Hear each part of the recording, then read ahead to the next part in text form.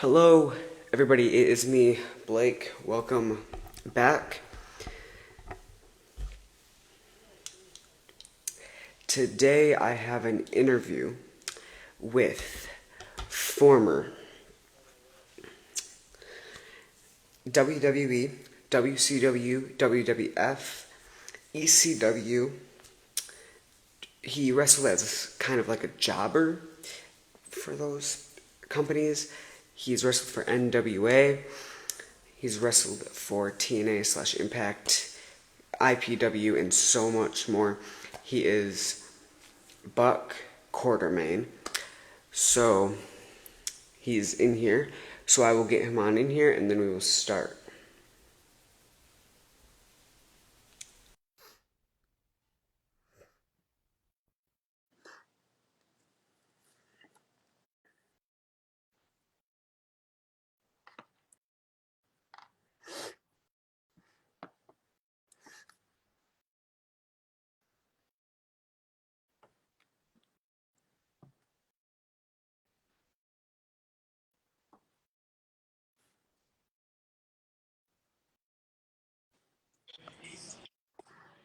What's up, Blake?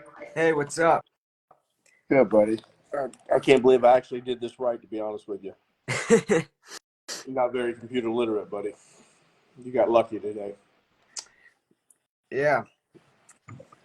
So how are you doing? I'm not bad. Not bad. Just got done playing 36 holes of golf, so I'm okay. Yeah. So I'll start off by asking you my first question. Okay. When did you start doing wrestling and what made you want to do it? Uh, you want the real answer or you want the make-believe answer? Real. The real answer? Well, I started in 91. And unfortunately, I got hurt in 86 in college with my knee, and came home and I started doing some bad stuff. And I was selling drugs, and I ended up selling drugs to, unfortunately, a professional wrestler. And he always told me, man, you'd be really good in wrestling. And I was like, dude, I'm a football player, I'm not a wrestler. And Yeah. I ended up going to a wrestling show, and they were giving out free uh, flyers for free tryouts. And long story short, I ended up going to one of the tryouts, and 30 years later, here I am. Yeah. What was the age that you were when you officially knew you wanted to become a pro wrestler? I was 24, 1991. I was 24, and I just had my son in April, and I started in latter part of October, the beginning of November. Yeah. Yeah. Did you watch wrestling as a kid? If so, who was your favorite wrestler growing Oh, up?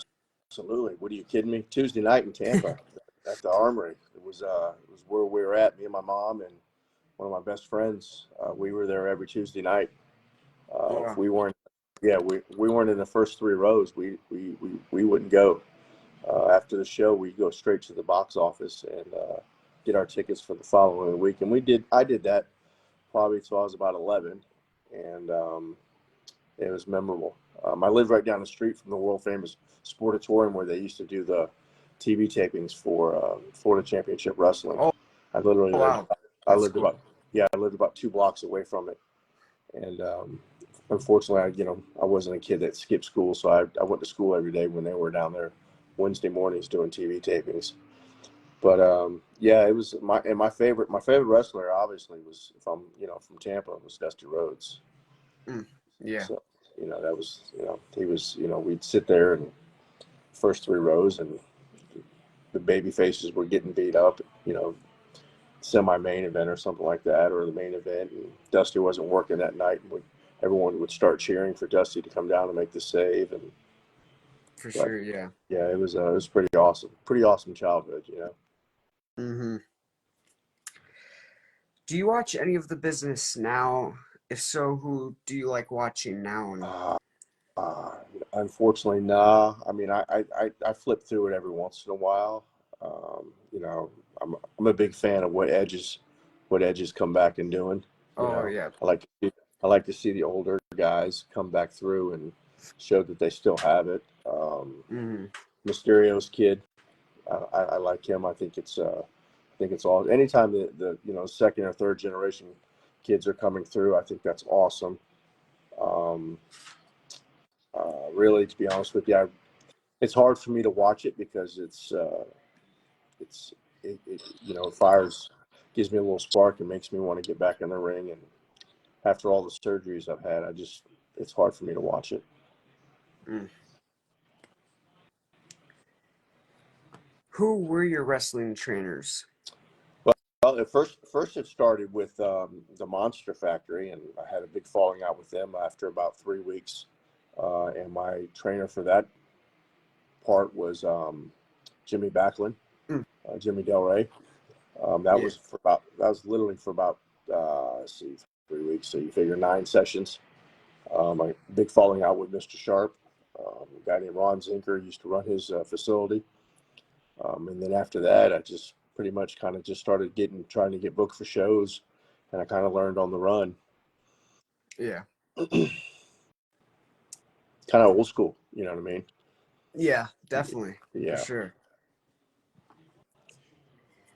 Was there anybody that inspired you family wise to get into the business? No, because after I stopped watching it when I was about 11, I got involved in the sports.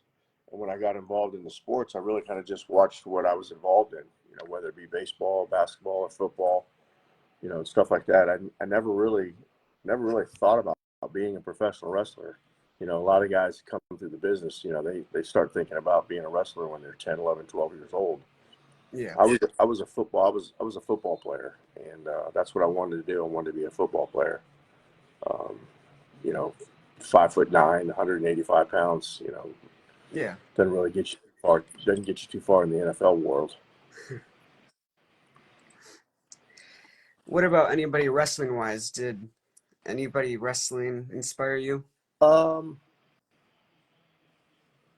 no, not really. I mean, when I walked into the training facility at the Sportatorium, a guy that I had watched wrestle in like 1984 at the Strawberry Festival here in Tampa, in Plant City, was Jimmy Del Rey. So when I walked in there, he was one of the smaller guys in the business. Yeah. Not take anything away from his work, even though he was small. But when I walked in there and I saw that he was the trainer, I was like, man, well, I can do this. I mean, if this guy's in here training at 190 pounds, 200 pounds, and I was only at close to 190, I was like, well, I can do this. Working with a guy that was my size, he's gonna train guys that are his size the same way. So that was I knew I was pretty much in a decent place to learn how to wrestle. Unfortunately, the guy that owned the training company, whatever you want to call it, was not very it's not very cool. Mm. Who would you say has been the stiffest wrestler that you've gone in the ring with? uh, the stiffest or the worst? Which one do you want first? I mean, because I've been in the ring with a bunch of stiff guys, but I mean, the stiffest guy that kind of really hurt me more than anything else was gentleman. Unfortunately, I think he just passed away. Was Mantar. Oh wow. Yeah. Yeah, he was not so good. Unfortunately, Oh, this wow. that's the business though. Not everybody appreciates the work aspect of the business. Yeah. Like Vader, did you I never, hear Vader? you know, I was always in a different company. Whenever I was doing enhancement work for WWE, he was in WCW, and then when he went to WWE, I ended up going to Japan and working for WCW at the time. So unfortunately, him and I's paths didn't cross as far as working together. I saw him work a couple guys on the independent scene towards the end of his career. Um, he was a lot less stiffer than he used to be when he first started. But I mean, I get the whole business. Those guys were big and they had to lay it in, and you know, if you didn't want contact in this business, you needed to go play tennis or go play golf or something like that. So, you know, Yeah. I kind of got it. You know what I mean? Mm-hmm. Did you ever do any school or amateur wrestling as a kid or see it Nope. or Never, never thought about being. I mean, a couple of coaches in high school asked me to wrestle, but I was playing basketball and baseball and football and stuff like that. Plus, they wanted me to lose weight, and I wasn't trying to lose weight. I was trying to gain weight oh to play football. yeah. Uh, yeah, I never, never, like I said, it never crossed my path as far as being a professional wrestler. I mean, I wish I would have. Now, when I, after 20, when I got in at 24, I wish I had started probably like 20, because four Yeah. years in the wrestling business can go a long way, especially back then.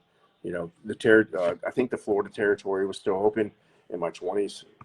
I think it was towards the ass end of the territory. So that would have been kind of nice to be able to work a territory. Yeah, for sure. Yeah. What did you consider to be your weakness and then strength in wrestling? Uh, First, the weakness I thought was maybe I didn't know a lot of wrestling moves. I was trained to kind of find five or six things that worked for you and kind of just go with those. Weakness definitely was I just didn't learn a lot of different holds. I knew how to get out of them. I just didn't know how to apply them. Yeah. My strengths were probably the realness. I tried to make it look real. It was, I wasn't a wrestler. I was more of a fighter. Mm, I yeah. really I try not to tell people that I was a wrestler. I was an entertainer. I thought, I Yeah. entertained people out there. I made it look real. You know, that's how I tried to train people. You know, Mm-hmm. it's fight. Make it look real. You know, For so sure. that was definitely my strength was trying to make it look real and stuff like that. So for that, were you ever interested in like any type of boxing or MMA or UFC? Um, I mean, if the MMA stuff was probably around in the 90s, I probably would have tried to do some of that. But I wasn't a big fan of the shoe fighting. I was in the bar business before I got in the wrestling business, so I understood the whole fighting aspect. And fighting, getting punched in the face is not fun. I don't care who's doing it to you or how much money you're making. It's just not fun. So Yeah. yeah, the shoot stuff wasn't. I don't know. Maybe if I could have made some really good money at it, maybe it would have been a different story. But trying to do it in practice and not getting paid for it—that's no fun. You know. Yep.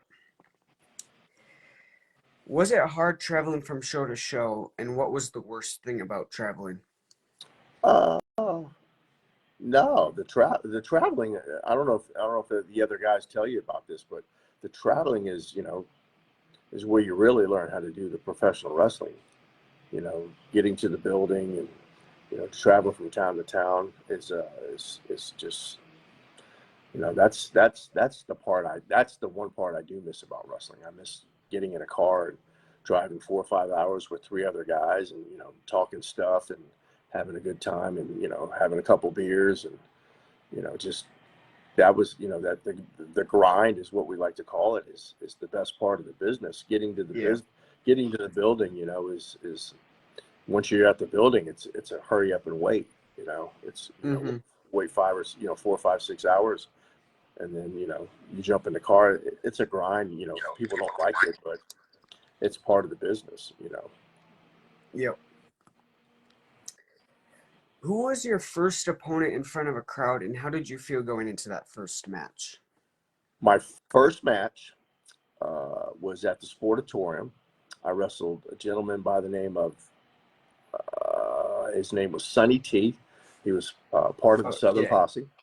Yeah, Sonny T was my first match. Didn't go very well. He Mm, tried to take care of me as much as possible. Um, like I said, I'd only had like 9 sessions, but they thought that I was capable of getting in the match. The match went through, but it just in my opinion, it just wasn't definitely one of my better moments. yeah.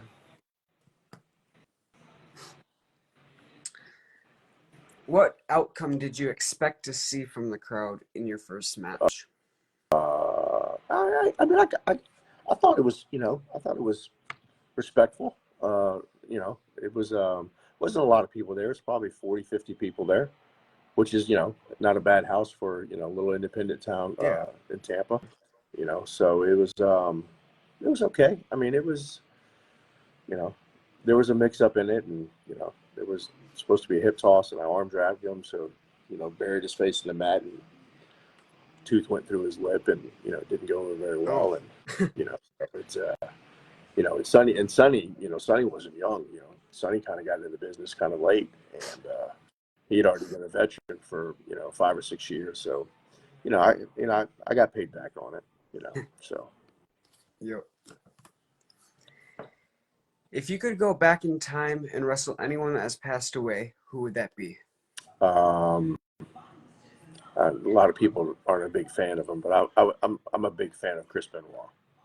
Mm, Um, I, yeah. I I was I wrestled my first three matches with WCW were Chris, Eddie, and Dean.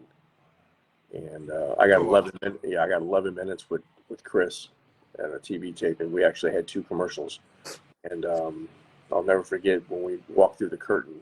Arn Anderson, read him the riot act because it was a wrestling match. And I'll never forget him telling Arn, hey, it's supposed to be wrestling, and the kid can wrestle, so that's what we had. We had a wrestling. He let me kick out of a couple holds and stuff like that, couple finishes, and it was just it was kind of cool to have somebody of that caliber allow me to get in the ring and roll around with him for a while on Sure. television. And it was that was definitely that's who I tried to you know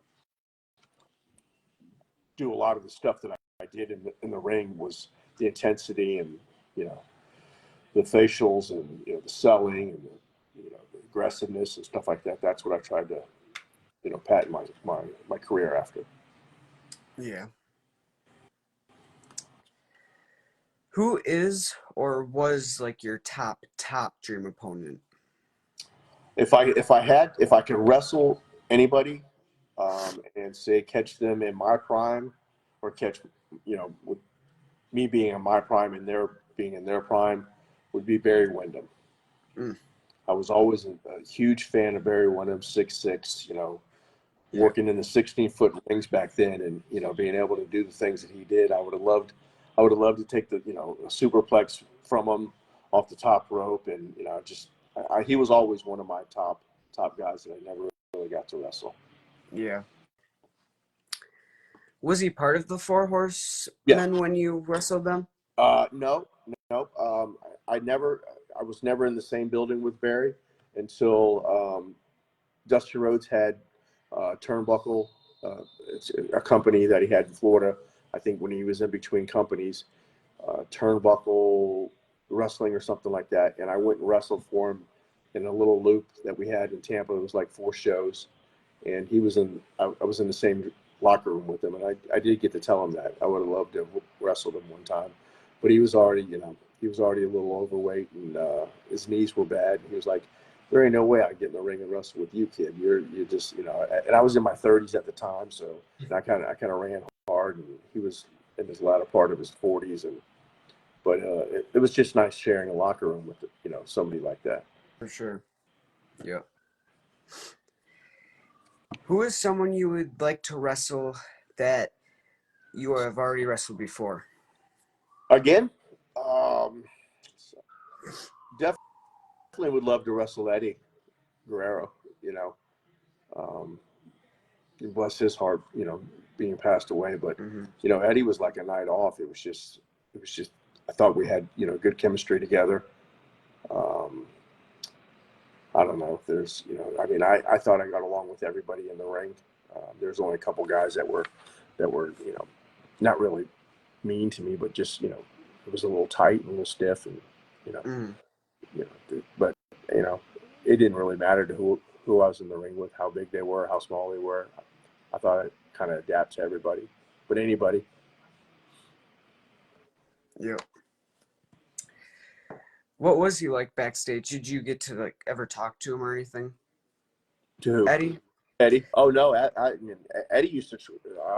Eddie. So Steve Kern had a facility here in Tampa, and I think when Eddie dislocated his elbow and he was in rehab, he came through the training facility that Steve Kern had, Hard Knocks, and we rolled around all the time when he was in town.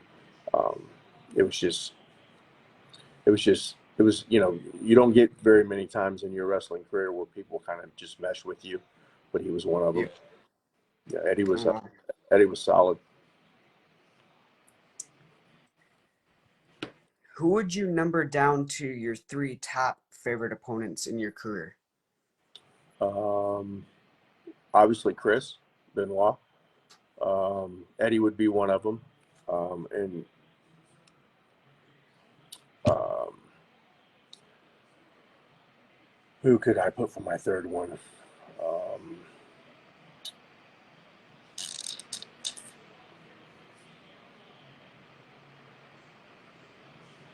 Chris Nelson. Oh, wow. Really? Yeah, yeah. Chris was Chris kind of made who Buck Q was. Oh, yeah. Yeah, yeah. You know what I mean. So he was definitely he's my most underrated professional wrestler to put on a pair of boots. Yeah, Oh, wow. definitely high caliber talent right there. Just we're from Florida, so you know. Yep. And I've interviewed him too. Yeah, he's a good kid, Hmm. good dude, man. Do you usually get along and become friends with most of your opponents? My opponents, yeah. I mean, the guys that I was married to for periods of time. There was Chris, Mike Sullivan, Scoot Andrews, Pep Prado. Um, those guys I was married to for years at a time. Um, I mean, I don't think I have any ill feelings, or I don't think anybody has any ill feelings towards me that I ever wrestled. I thought I was pretty safe with everybody. I don't think I hurt anybody other than maybe busted a couple lips with my third punch, but Yeah. it was never on purpose. But it's just like I said earlier in the interview, is if you don't want contact, go play golf. You know, Yeah. but no, it's I like to think that everyone that I ever worked, we had a good relationship with. Yeah. So if you could make a Survivor Series match, including you with four wrestlers of any era that are still alive today, which wrestlers would you choose to be on your team? On my team, if I could pick four of them, Yep. let's see here. I'll pick two from the independent and two from contracts. All right. My two independent guys would be Mike Sullivan and Chris Nelson. My two contract guys, I'm gonna have to pick me a big guy, so I would pick Brian Adams, Crush. Oh, yep. Yep. I wrestled with him and Brian Clark when they were getting ready to go up to WCW to do their Chronic gimmick. And pick one more. Since I've said Chris so many times, I'll pick another one. I would probably um, Dusty Rhodes. Mm, yeah. That's a Yep, good team. I like to think so. Hmm. There's a lot of strength, a lot of charisma there. You For know what I sure. mean? Yep. Would you rather be in a street fight or death match? Oh, well, I hate to tell you this, man, but the death matches, you don't have to take too many bumps, man. You know what I mean? You're just going through stuff and getting hit with stuff. A street Yeah. fight, man, you got to make it look like it's real, and you got to get out there and you got to start punching people, and I don't know. I probably prefer to be in a street fight than I would a death match. I was never a big fan, the you know the the light bulbs and the barbed wire, and you know that's not my. I'm a wrestler. I'm not a gouger. You know what I mean? So yeah, Yeah. You're not street trying to fight. kill yourself in the ring. No, no, no, no, no, absolutely not. I've been in enough street fights in my life to understand that that I could probably excel in one of those. The death matches, that's a different breed. God bless those Yeah. guys, but it's definitely a different breed. Hmm. How about would you rather be in a blindfolded match, handcuffed to your opponent, or a dog collar? Dog collar for sure. You get to work with a dog collar match with the blindfold, not so much. I like the whole aspect of working. I like to be able to somewhat try to tell a story. You know what I mean? Yeah. The blind, you got to, you're close, you're tight. At least with a dog collar match, you can get some separation, and you can create some kind of collisions and some forceful stuff. But nah, I like to be able to see my opponent. Yeah. Is there any piece of merch that you have or had that is sold out pretty quickly? My t-shirts went pretty well. Um, uh, when we were in Ugali, which is probably the biggest spot that I've ever been in, we started with me and Chris went over there and we ran an angle for about 20 months for a gentleman by the name of Bill Weaver. It was CCW then. We started, I think there's probably 50, 60 people in the building. Mm. Um, we did the blow off match, which was a cage match. They they had to call the fire marshal because there was too many people in the building. So Oh, that was wow. pretty cool. Yeah. Um, yeah, that was probably the best angle that I've ever been involved in. Mm. Is there any time a fan has seen you in public and got super surprised or excited? I don't know about it, super surprised, but they were kind of like, "I've seen you before." Um, that's kind of cool. The reason why I really got into professional wrestling is because I wanted to sign autographs for kids. I had no idea about the aspect of how much money you could possibly make, which I never made. But I mean, there was, I just wanted to sign some autographs for some kids, and kind of put a smile on their face. But um, Japan was more, when I went to Japan, it was more of a oh my god, that's Buck Q, or because I really didn't get too far out of Florida other than to do enhancement work. Um, when I Yeah. went over in the when I went over in the Rumble, um, in I think '94, when I went to Chili's or Bennigan's after work or after working that night, um, there was oh my god, that's the guy that wrestled. So that was kind of cool, but I've only probably seen it 2 or 3 times in my career. Mm. Who is your favorite horror character and favorite horror movie? Favorite horror character? Probably Jason. You know, my, Yeah. my my shoot name is Paul Jason, so probably it'd have to be Jason from. I want to say what's that? I'm not a big horror guy, so I just know about him. I think I've probably only seen one of his movies. That's Halloween, isn't it? Jason. Or was that Friday the 13th? I think it's Friday the 13th. I Yeah, think it's it's Friday the Friday the 13th. 13th. Yeah, Yeah, I'm Michael not a big Myers horror guy. is Yeah, Halloween. yeah. I'm more of a suspense and drama kind of guy. I'm not a big fan of the. I don't like to have to watch a movie through my fingers. You know what Yeah. I mean? Yeah, that's. I don't want to spend all that money and $20 on a Coke and a box of popcorn and have to watch it through my fingers. So. Yeah. But Jason probably more than Friday the 13th was. I think Kathy Lee. I think that's what her name was. The blonde-haired lady was in that movie. Yeah, Um, I'm not really familiar with them. yeah, I'm not very familiar with those.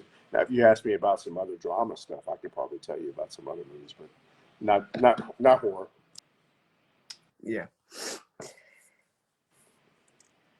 What is generally your favorite music to listen to in your spare time?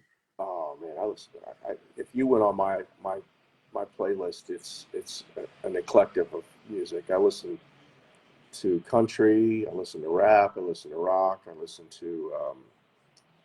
to anything that's got a good beat to it, and I can understand the lyrics. I'm going to listen to it. If it's rap, it's old school rap. It's the '90s rap, NWA, you know, Snoop, all that, Dr. Dre stuff like that, Eminem. If it's rock, it's old rock. It's Metallica. It's Guns N' Roses. Alice Cooper, Rolling Oh Stones. yeah. Yeah.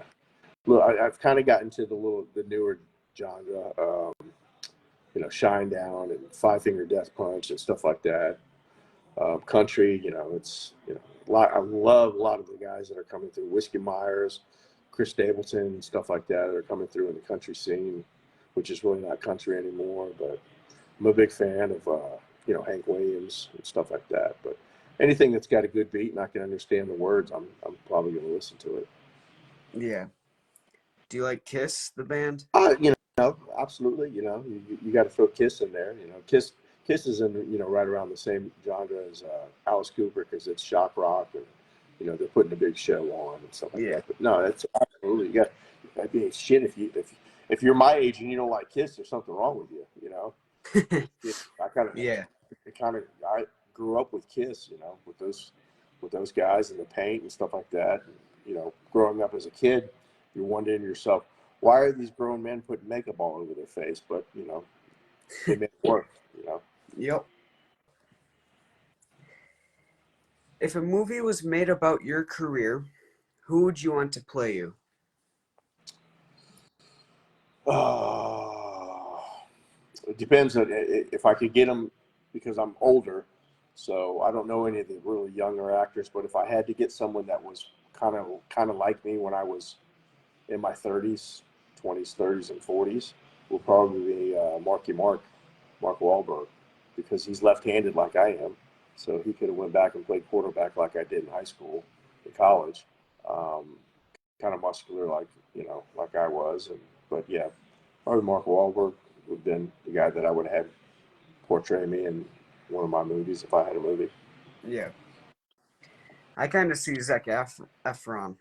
Yeah, my mom was from up in Boston, so not to say that I was from Boston, but it's kind of funny how all that full circles. If you got to choose the stipulation for your match, what stipulation would you choose? No DQ cage match. Mm, That's my yeah, that's my favorite match. for sure. What has been the funniest thing a fan has said to you before? Oh, I'll tell you a story. I'm at Walt Disney World. I got a pair of overalls on, a pair of boots, a pair of Timberland boots with a tank top on, and I'm probably about 30, not even 30. I'm probably 28 years old, and the kid that was behind me in line to get into Walt Disney World thought I was Steve Austin.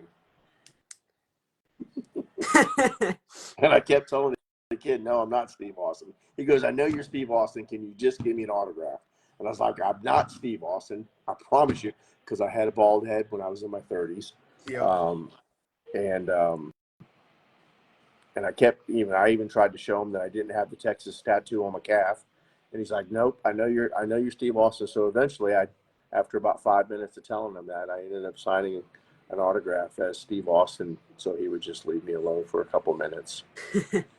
That was pretty funny. That's probably about the funniest thing that's ever happened to me. Um, yeah, that was pretty funny. Yeah. What has been a best fan compliment you have received either at like a show or convention or out somewhere? So I'll tell you another a good story. I'm at Luke Bryant concert in Tampa. This is probably this is probably 10 years ago. Probably about 10 years ago. And a guy named Michael Patrick. He had some really good seats, and I went with him, and we were right in front of the sound area where they were doing all the controls and stuff like that. And Chris Jericho was there. Oh wow. He knew, I guess he knows the drummer for Luke Bryant, and him and I got to talking. And the best compliment that I ever got was Chris told me, he says, you may have not ever had a contract with the business or WWE.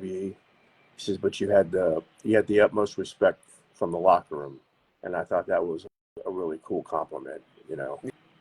Coming Yeah. from poor kid from poor Tampa, and got to travel the world, and here I am. Chris is one of the biggest stars in the business. Yeah. Not only what he did in wrestling, but what he's done. Kind of just transferred over to the other lane and kind of did the rock stuff. I thought that was really cool. You Mm-hmm. know, so getting that from him was definitely was was my one of my best compliments I ever got in my career. Yeah. My next question was, which wrestler is giving you the best advice and or compliment? Would The that best be it? advice? No, that was just a compliment. The best advice I ever got was from Steve Kern, Mm. because I enjoyed wrestling so much that when we had the wrestling school, I would spend 2 or 3 hours in there working with everybody.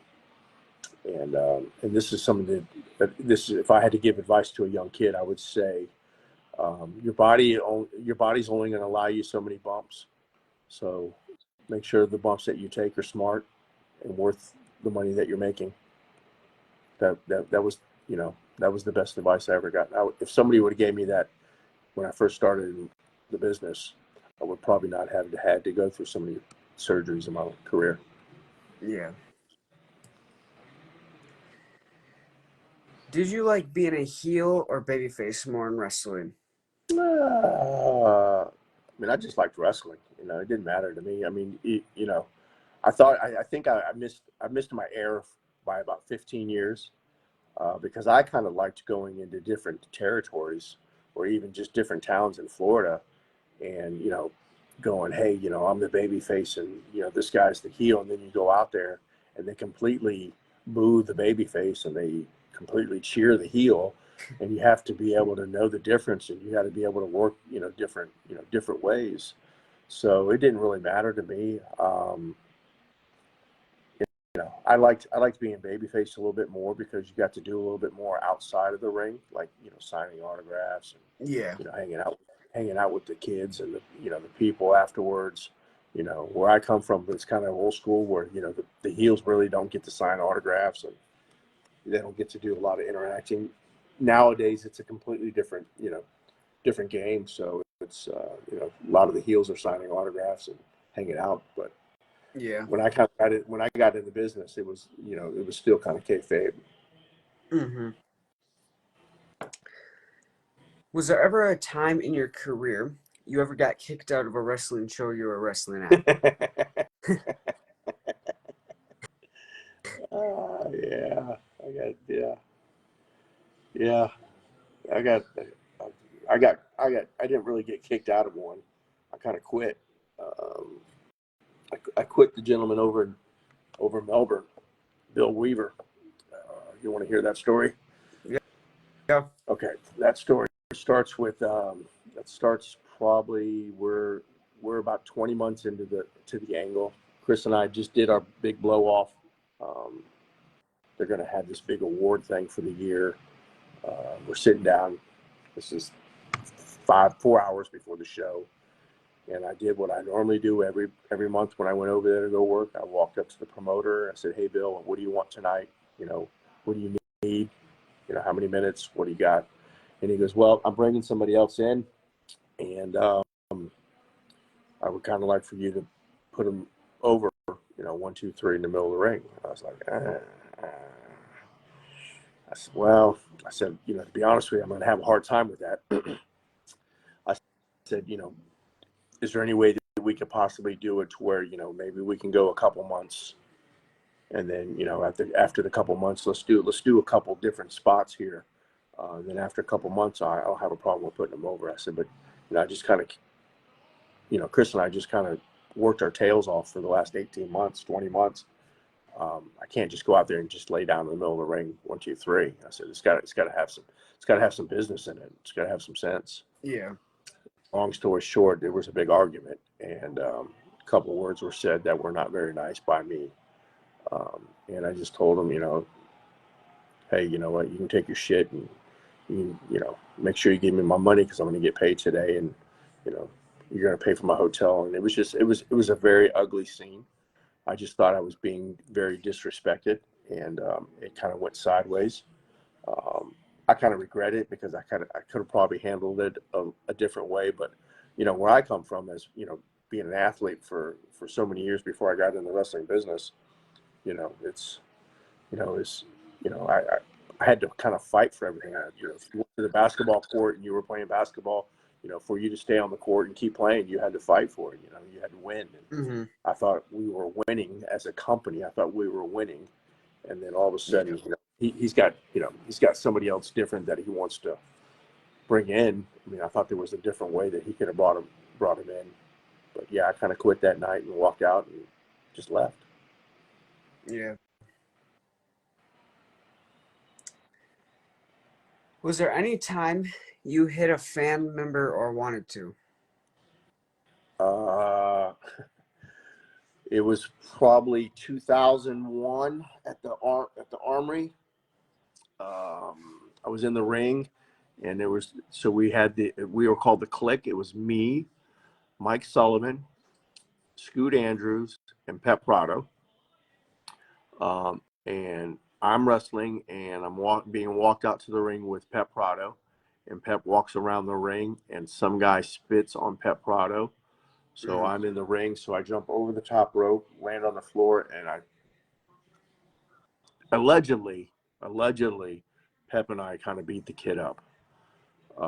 Pep allegedly ran back to the locker room. I crawled back up in the ring and finished my match. And you know, bygones were bygones afterwards. But yeah, I think allegedly someone told me that he got hit by a couple punches.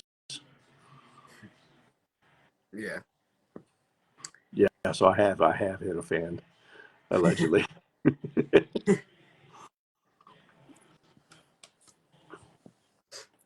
I mean, he did kind of Well, deserve it. yeah, that's it's you're allowed to say whatever you want to the wrestlers. As a matter of fact, you can even get close to them, but just don't put your hands on them. You know, Yeah. it's just you got to be professional when you go watch a show too. You can't just because you're a fan doesn't mean you get to hold reins of however you want to do it. So just and we didn't have any security there. We had guardrails, but we were kind of like our own security, and but unfortunately it happened, and we handled the situation. We kept doing work, and we just kept moving on, kept moving forward. Yeah. What would you do if a crowd member came out of the crowd and attacked you? Or has that happened? Well, you know, I would defend myself, or defend whoever I'm with, Yep. just because I'm wrestling somebody and competing against them. If they were to get attacked, I would protect my opponent and probably jump on them and defend them and or defend myself, either or. Mm-hmm. Um, it's that's our sanctuary. That's our place of work. If you walk into someone else's work and you jump over the counter and you start beating up on them, I kind of hope the coworkers are going to jump on top of you and defend the coworker. So it's the same thing in wrestling, and it holds it true in life.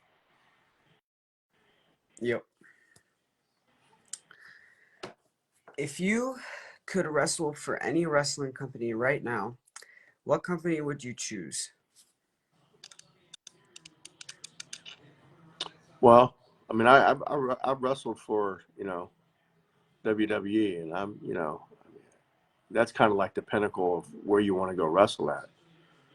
Um, me personally, I don't think there's a whole because the game is completely changed. So there's a lot of talking on the television set, which I understand because they make most of their money on their pay-per-views. So you got to have matches on TV that are competitive to keep the sponsorship and stuff like that. But if I had to go work somewhere, it would probably be AEW because they're offering benefits. They're Mm-hmm. giving guys time off if they're hurt, and they're not worried about losing their job. Um, but I mean, at the end of the day, I mean, I don't care what anyone says. I mean, you want to go wrestle for the best company, and obviously the best company is WWE. Um, but it's I don't know. I enjoyed really at the end of the day wrestling in Japan. Yeah. Because their loyalty and the respect that they have over in Japan is bar none. It's you know it's but you know as far as money wise, the place to go is WWE because they have all the money. You know, if you're getting in this business to make the money, you want to go wrestle for WWE. But then again, you could get lost in the shuffle. If you want to go wrestle for respect, you go to Japan and wrestle for, and you get respect over there. But if you want to wrestle for a company that's going to respect you as a professional wrestler, it'd probably be AEW. Yeah. You know, so I feel like if you were still in your prime today, I feel like you'd be good on AEW. yeah, you know, I mean, but you know, like I said earlier, I was 15 years too early or too late, and now Yeah. you know, I'm past my prime. But Hmm. you know, I think AEW is, you know, when I got in the business, they still were looking for big guys. You know, it was a big guy world. You know, and then Yeah. of course, you know, Chris comes in and he gets, you know, he's probably one of the smaller guys to first carry a world heavyweight title. Um, you know, so, you know, towards my 40s, I thought I was still in shape, you know, and I thought I could still work, you know, 15, 17 times a month, but I just never got the opportunity to, or a contract to go work for anybody. Yeah. What has been your most favorite wrestling company you have wrestled for? My favorite wrestling company that I wrestled for, um, my favorite one was probably not considering the money or anything like that, but my favorite wrestling company to wrestle for the with the fans and stuff like that was probably ECW. Oh wow, really? I enjoyed it was kind of it was like a big fraternity. It was like when you walked out of the curtain for ECW, it was like walking into a really rowdy bar. And Yeah, but I kind of lived the bar life for, you know, 25 years as well as wrestling, but it was, and the locker room was solid. TNA was good, but ECW, what little bit of time I spent there, um, you know, I was never a mainstay there. I only did a couple loops with them when they came to Florida. But you know, Tommy Dreamer treated me with a lot of respect. I like Tommy a lot. Um, so, but you know, I would have liked to have worked more with them. But their locker room was pretty solid. I like them. yeah, Money wise, obviously money wise, you want to go wrestle for WWE. But as far as you know, but the locker room there is, you know, everyone's. It's. I don't know if you know the crab in a bucket effect. You know, it's everyone's, you know, chomping to get to the top, and when they're working their way up the ladder to get to the top, they're, you know, they're just chewing on everybody, and you know, that's, you know, I mean, I get it, you know, it's business world, but that's not a very it's not a very kosher environment to be in, worrying about your job every day, every minute, you know. So yeah. Would you rather join DX, NWO, APA, or BWO? I don't know. Degeneration X was pretty cool, man. You know, invaded Yeah, WCW and all that good stuff. Yeah, you know, DX is that was pretty cool. That was a good run. You know, those guys kind of changed the wrestling industry. You know, believe it or not. yeah, for sure. So you know, Yep. it was, all the other factions were solid factions, but you know, I don't think they had the impact that the DX had on the whole wrestling industry in a whole. You know, you got Triple H, you got Shawn, you got X Pac, you know. You got, and you know, the sleeper of that whole foursome is Billy Gunn. You know, I thought Billy Gunn was, you know, was the motor of that whole thing. You know what I mean? You had the driver, which was, you know, Triple H. You know, the entertainer, which was Shawn. You know, unfortunately, you know, you got to have somebody that, you know, that takes all the bumps, and that was X-Pac. But DX was probably me personally. I think they were probably, other than the Four Horsemen, probably the biggest faction that was going that's ever been in the wrestling industry. Yeah. Would you rather join the Four Horsemen or Evolution? Four Horsemen, bar none. Four Horsemen were. Yeah. I mean, the evolution was good. I mean, that was nice, but I would have liked to have been there when Flair was in his prime, and Arn was in his prime, and Barry was in his prime, or, just, yeah, the Four Horsemen, like I said about D-Generation X, if there's no Four Horsemen, there's no really entertainment in the wrestling in the, 70s and the 80s. You know what I mean? Hmm. So, and then all of a sudden, you fast forward another 20 years after Four Horsemen, you have DX. So it's just, yeah, definitely the Horsemen for sure. Yeah. If you could have any band or singer perform your theme song, who would you want that to be? I think I used to come out to Limp Bizkit. But if I had any band that I could pick, whew, that's huge. Limp Bizkit was right up my alley because he was from I think Limp Bizkit's from Jacksonville, so he's a Florida guy. So I'm gonna stick with who I ran with for the last 15, 20 years. Limp Bizkit's is pretty solid. It's good music. It's a little bit of rap. Yep. It's a little bit of metal. So kind of get a little bit of everything in his music. Yeah. What is the least favorite wrestling move to have happened to you? Well, we were just talking about this at lunch the other day with I was talking to Al Perez about it. Um, Oh, the the move that Sid Vicious did to me in '94, where he picked you up like the razor's edge and he held you up here and he spun you around and he let go of you. Al Perez said he started that first. Um, and they were talking about it. I said, I took that finish. He goes, no way. I said, no, I did. I took that finish in '94. That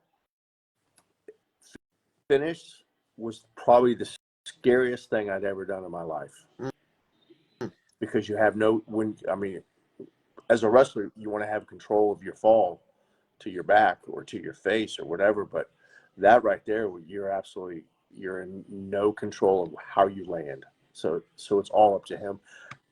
Fortunately, I took pretty decent bump and I landed kind of sort of on my back, but I got up to the live to go work the next day, but not a very fun bump at all. Sid Vicious, definitely. yeah.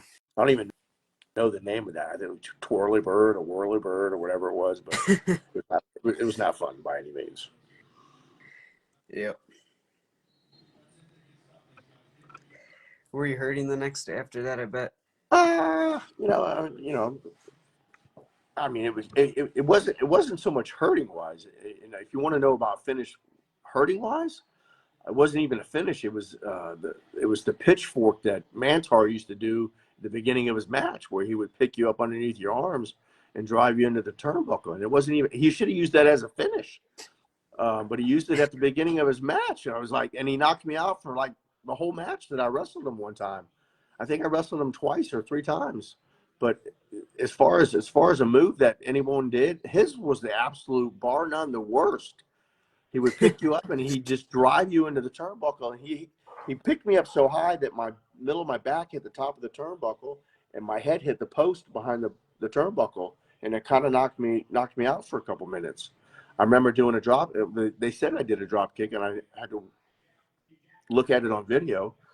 Drop kicked him off the top rope, and he didn't even sell it for me. I don't even remember doing it in the match, but Oh wow. your craziest bump was definitely Sid's, but the worst bump that I ever had to take was Mantar's pitchfork, bar none. Horrible, horrible, horrible bump. Yes, yeah, that was yeah, you know, good, good guy, but not a very good worker, unfortunately. Yeah. Solid guy, yeah. What has been the hardest move you have tried to do on an opponent before? The hardest move, Yep. Yep. um, the hardest move that I've ever had to do to anybody. I try not to do anything that was hard because I wanted everything to kind of look like it was, kind of flowing. It was natural. You know what I mean? Hmm. But the biggest bump that I used to give people, and I probably did it most of the time in my matches, was the superplex. And it's not a hard bump, but it's a scary bump because you're standing on top. It's not standing on top of the ropes. going into the ring. It's what you're looking at when you're standing on top of the rope, because you're looking at the floor, which is, 12 feet away from you. Um, but guys that would come through my, whenever I was training them, if they didn't know how to take a bump or they were afraid to take a bump, I would put them on top of the rope and I would superplex them, because they have no control of how they're going to land. Mm-hmm. So I had control of getting them to land flat. And I used to tell them, if you can land flat from up there, you can land flat from your feet. You just have to trust the mat. Mm-hmm. And but it was a lot of guys, they get up there and they see that superplex and they were like, oh my God, this is kind of far. You got to, unfortunately, when you get in this business, you got to put your life in someone else's hands, or you're not going to make any money. Yep. Walking around, being cautious the whole time, guys aren't going to want to work with you. So, I got lucky with a lot of the guys I worked with. They didn't hurt me, except for, you know, very few. But it's just that's the nature of the business. Yep. Yeah. Definitely. If you could have done any other signature move from any other wrestler, what signature move would you have taken to do? The bionic elbow. That's it. It's the easiest bump in the world. You can wrestle for 40 years doing the bionic elbow. I was talking to Hulk Hogan probably a year ago, and he was like, man, if I could have done anything, here I am standing up in front of people flexing my biceps. He says, I should have used the sleeper instead of the leg drop. He says, I had 12 back surgeries because I'm dropping legs on people for 30 years. He says, I was the idiot. I should have just done the elbow or the sleeper or something like that with my big biceps. He said it just didn't make any sense. I was like, yeah, that does make it. Unfortunately, I dropped the leg off the top rope, and he never got up to the top rope and did that. And both of us have had back surgeries. So, yeah, definitely the bionic elbow was the best gimmick in the business as far as longevity wise.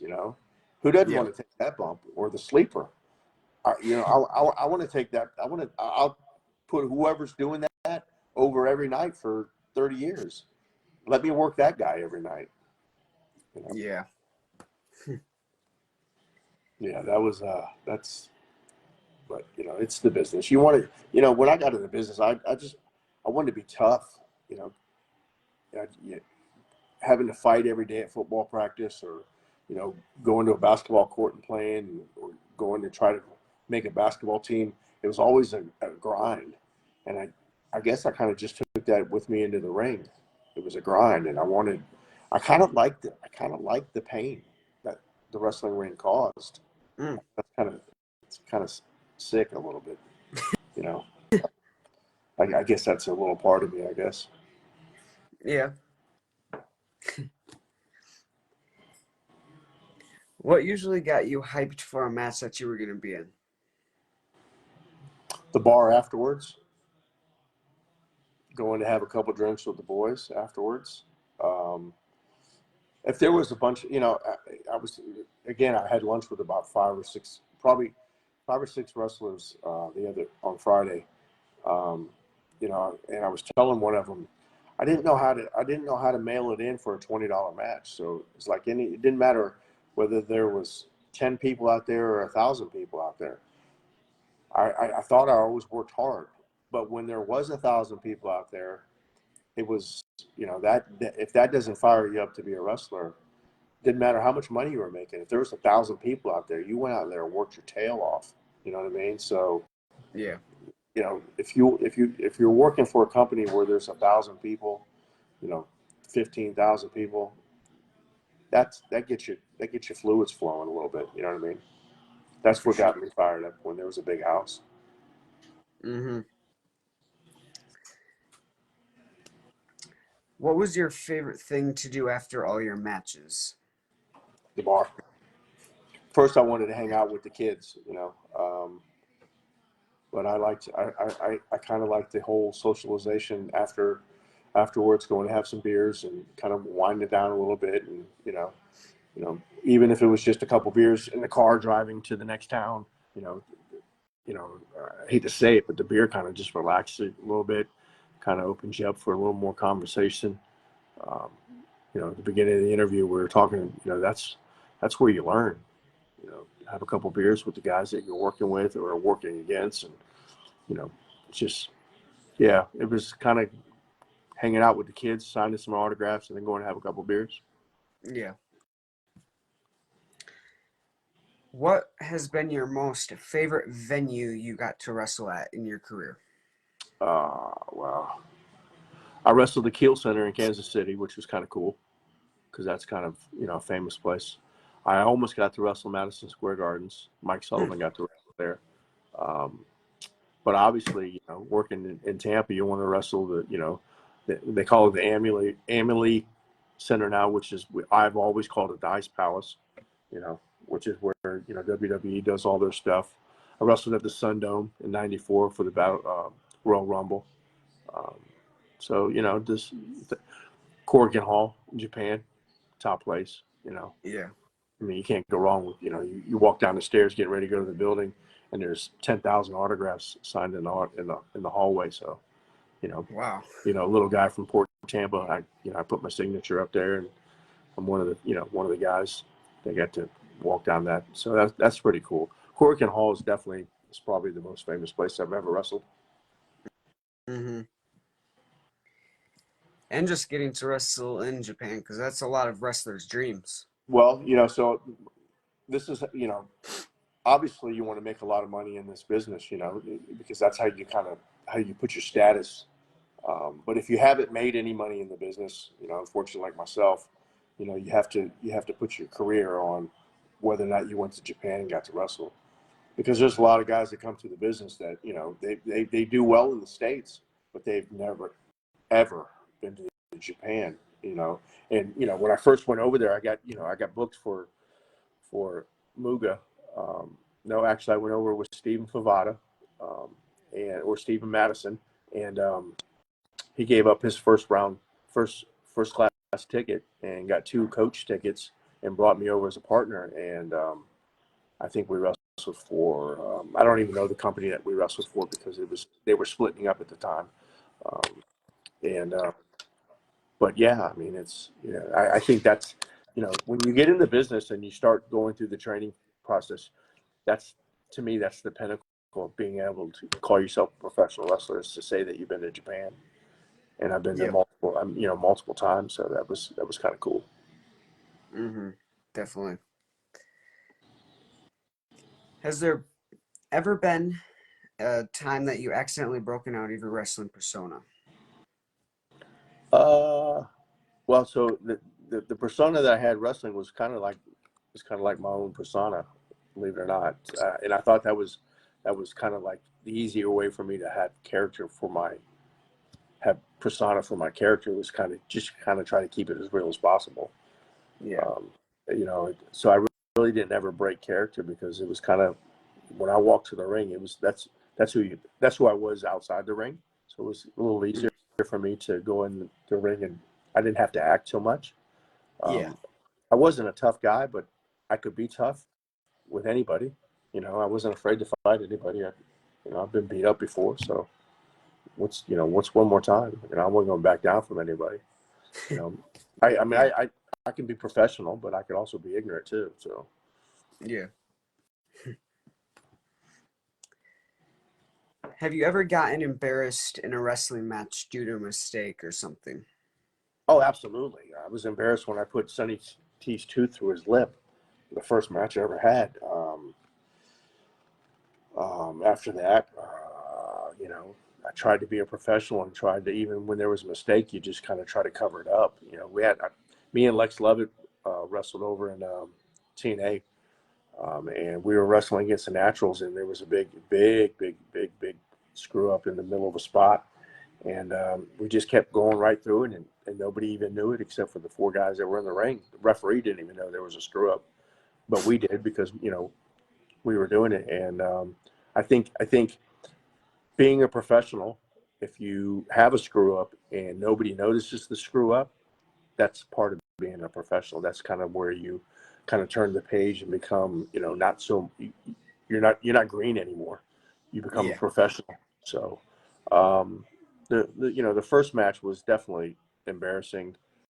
Um, I don't think I've ever really, you know, I was never a gag kind of guy. I never kind of went out there and tried to laugh and have the comical spots and stuff like that. Mm-hmm. That wasn't in my makeup, but definitely the first time, I felt bad for Sonny, but I was also embarrassed too. So Yep. none of my spots with WWE when I was doing enhancement work. I missed spots, but they were kind of covered up because the guys that I was working with were professionals, and they Yeah. carried through it and stuff like that. Because when I first started with WWE as an enhancement work, it was 93, so I'd only been in the business for 18 months, but I hadn't really Oh trained wow. a lot. So um, I hadn't trained a bunch. So the hardest thing that I had as far as was was just kind of going out there and being an athlete was easy because I've done so many sports in my life, but kind of doing, you got to do 4 or 5 different things at the same time when you're a professional wrestler. Football, you just go out there and react and you do this. Basketball, you just go down the court and shoot. And, baseball, you see a baseball, you hit it.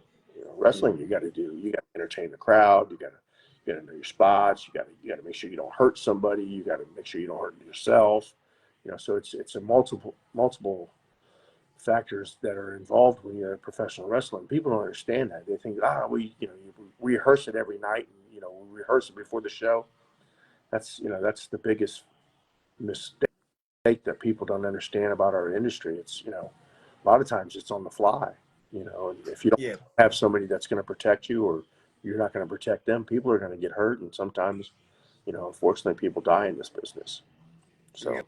So not so many times have I ever been embarrassed, because I like to consider myself a professional. So I try to cover it up. Yep. What has been the most scariest slash most dangerous incident in your wrestling career? Was it that Sid moment? No, absolutely not. The worst one, it was a little independent shot in Florida. I was wrestling Pepperado, and that night I had him give me a superplex. Yep. And we slipped, and my boot caught the top of the rope, Mm. and, and he fell straight down, and I had him. I didn't let go of him, and thank God my boot caught, because if not, we probably both would have broke our necks. So that was the scariest spot for me. Yeah, the Sid thing it wasn't scary. It was just you just don't have no control over it. So that's the scary part about it. That spot in Polk County when Pep and I were wrestling, we fell off the top rope, was like, oh my God, I think we're gonna die. And thank God my boot, the back of my boot had an angle on it, and it caught the back of the top of the rope. And I remember saying to myself, well, this worked out pretty well. You Yeah. know, yeah, Definitely. that was definitely the most scary part spot in my career. Yep. What has been the worst you've gotten injured in a match?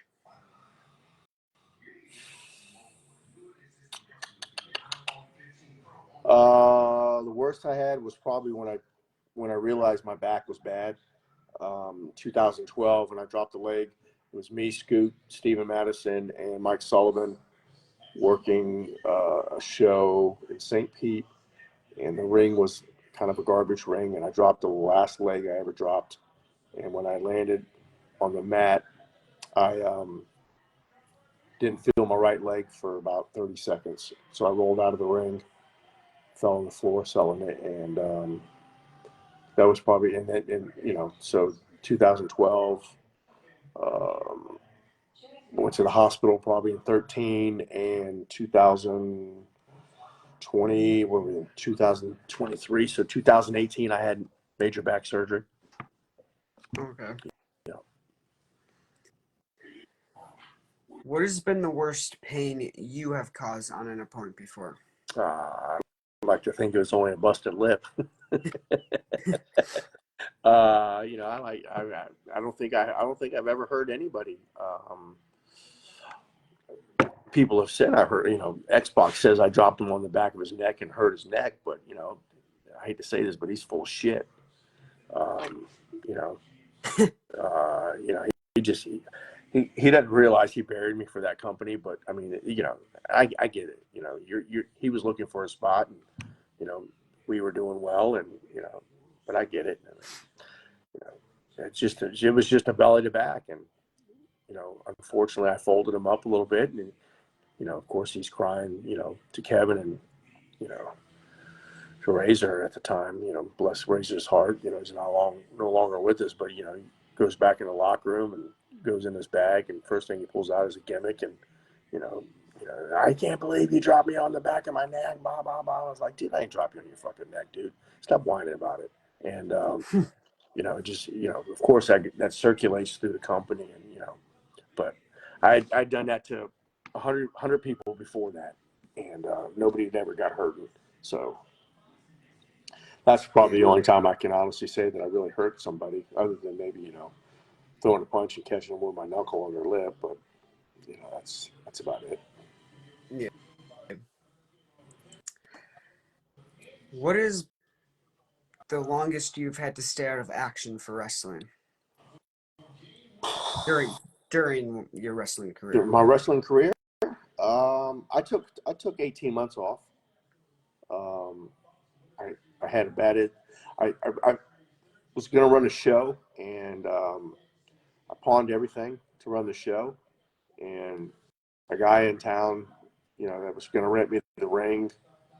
I don't know what it was. There's two sides of the story, and my side was that he just didn't want to show up with the ring, and he didn't show up, and I got a really bad taste in my mouth. I had to pay some of the top talent. I had to give them a deposit. I never got my money back, and I get it, you know.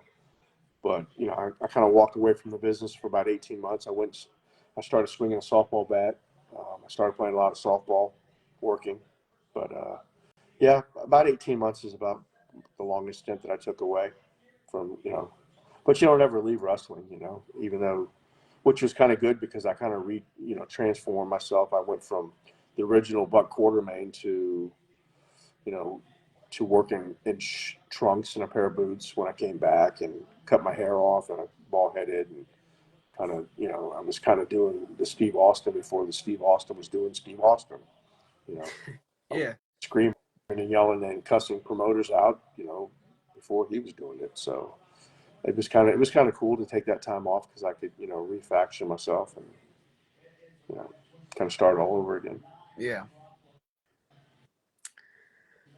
Was there any difference from the Buck Quartermain and Buck Q name? Yeah, there was, the look was different. The Buck Quartermain was, an anthropologist from Oxford University. You know what I mean? So he wore a top hat with a khaki shirt, and a pair of khaki pants, and some Timberland boots. And then, you go with the Buck Q guy. He comes out, he's 15 pounds heavier. He's got bald head with a pair of trunks on and a pair of boots. That was kind of a drastic change. You know. Yeah. But I, If but I became a wrestler though. I wasn't a gimmick. I was a wrestler. So I kind of liked the wrestler more than I did the gimmick guy. You know. hmm if back in the day during your wrestling career, you got told you couldn't medically wrestle for the rest of your life, what would you do? I could automatically wrestle, or I could not wrestle. You couldn't medically. I couldn't wrestle anymore. Yep. Oh, it would have probably been a blessing in disguise for me. Because I've always had a business. Always owned my own company. I've been involved in the pool industry since '91. So, my love was wrestling. Um, you know, as, as little money as I made, it was what I wanted to do. You know, but my day job, I made really good money. I made $10,000-15,000 a month, and I gave it all away because I wanted to be a professional wrestler. So if someone would have told me in my 30s that I couldn't wrestle anymore, it probably would have been a blessing. I would have it would have sucked. Because I really loved wrestling a lot. Um, Yeah. but sometimes in my career, I used to tell people I wish somebody would have told me that I wasn't worth a shit.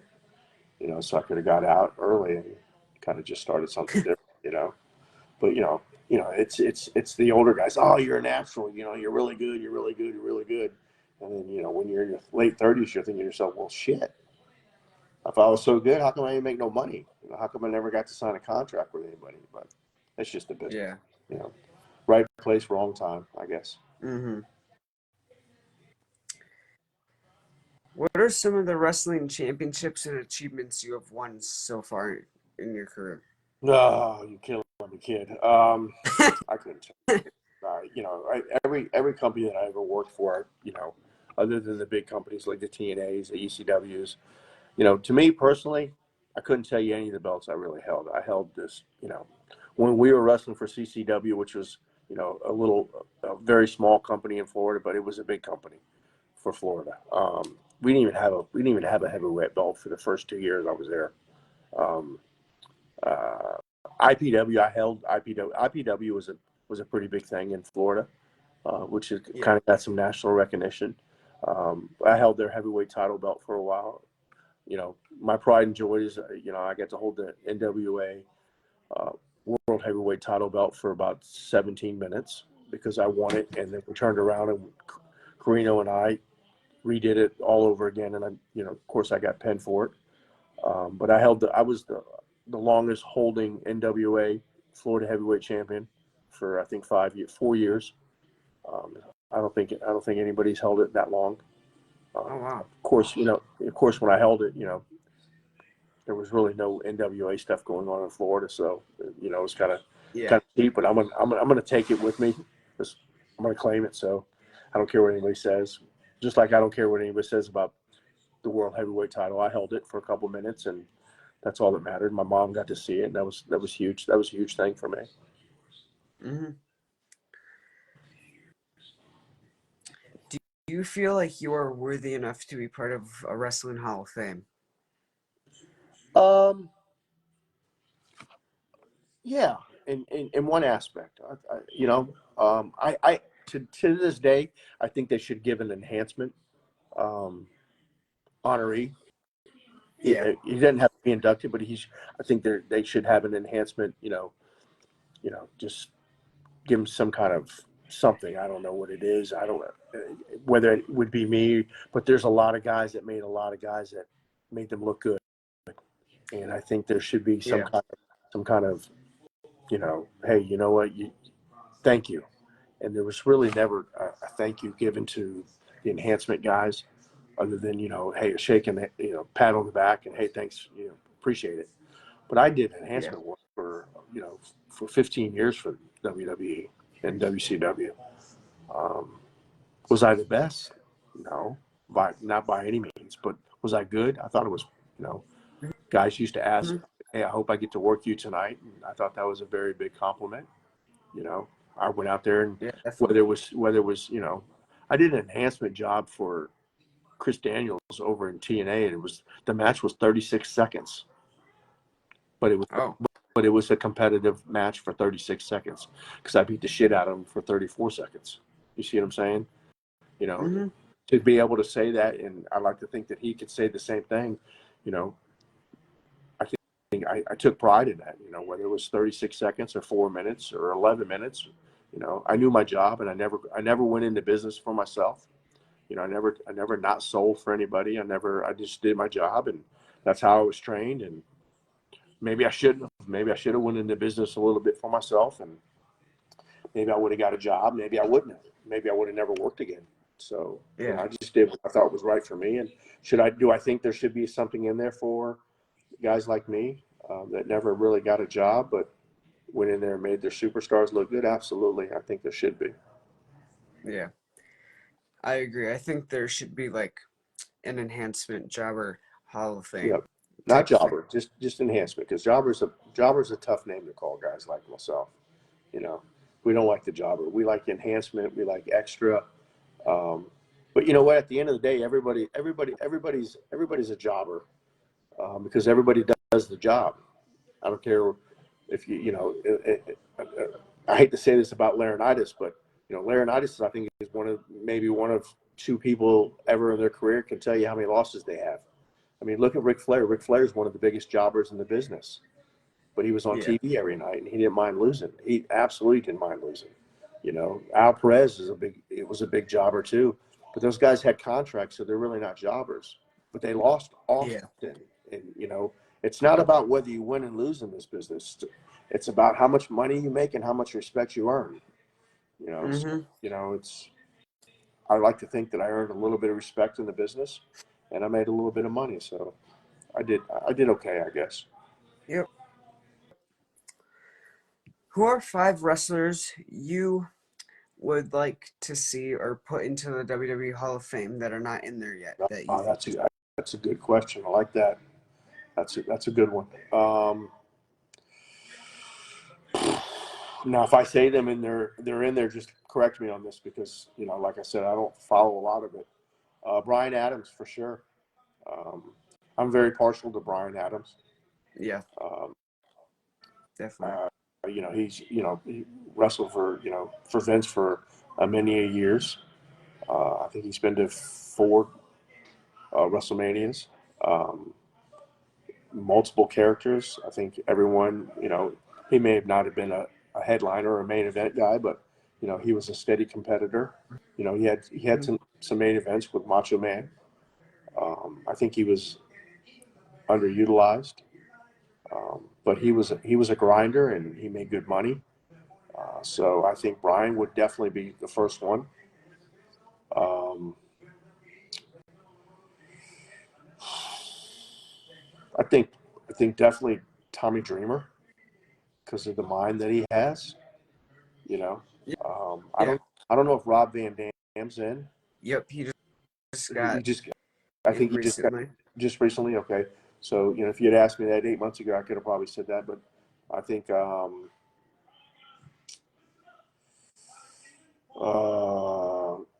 Dean's in there. Dean got put in a long time ago. Um, Malenko? yeah, is Malenko in there?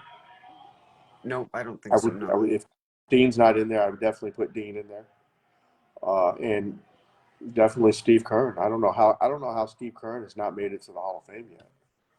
I mean, Yeah. if you look at him and Stan's um, work, you look at the stuff that they've done. I mean, they were the first guys to come out with music vignettes and music to the ring, and I mean, they created so much stuff that we have today in the wrestling industry. But how Steve Kern is not with the body of work that he's done over his 40 years is behooves me that he's not in the Hall of Fame. Hmm. Um, I don't, I'm trying to think of somebody else. Um, of course, I'm partial to the guys from Florida.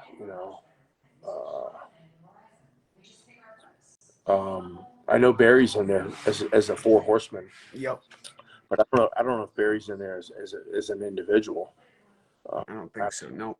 but Barry, people don't realize how good Barry was at 6'6". Top five guys as far as big guys to wrestle in the. I mean, Barry never got to wrestle in the 20-foot rings until he went to WWE or WWF at the time. But Barry, Yeah. to me, is one of the best big men to ever wrestle in the business. He just got to, Barry just kind of did the things that he wanted to do when he wanted to do it and how he wanted to do it. I don't know if he got a black eye about that, but Barry, if he's not in there as a single wrestler, it should be. You know, Hmm. uh, what's that, three? Um, that's probably all I can really name right now when it comes.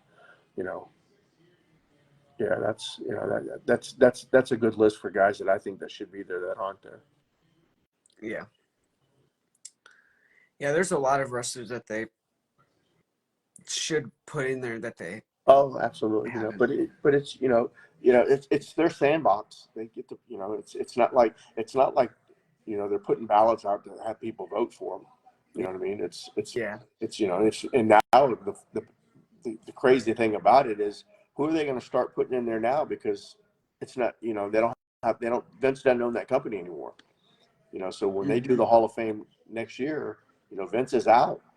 So it's going to be when there's another company that's coming in and that's involved in it, they're going to want to have their say so too. So, Triple H is going to have to, you know, maybe they'll figure out a way to make it a little, not so biased. I mean, there's people that are in the Hall of Fame that have wrestled, 8 years, 8 years. Yeah. I mean, if I'm not mistaken, aren't the Bella twins in there?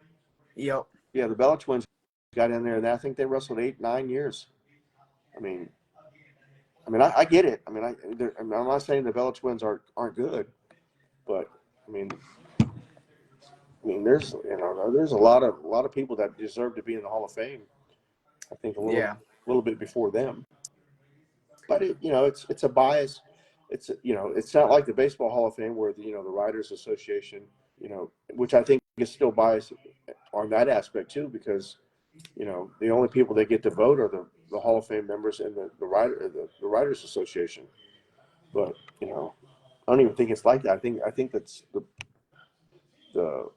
the players are only ones that get to vote, or the football players. I don't even think the baseball players get to vote.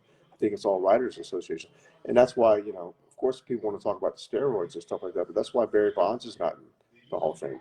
Barry Bonds was a Hall of Fame guy before he was with the whole steroid thing.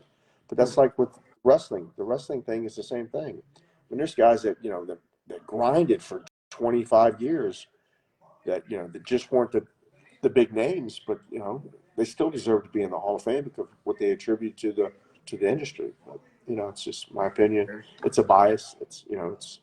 It's just another way for them to sell money or make money to fill in a day before WrestleMania. Hmm. You know, What are 4 words you would describe your wrestling persona? forward. Yep. I think I used to have them. See if I can remember them.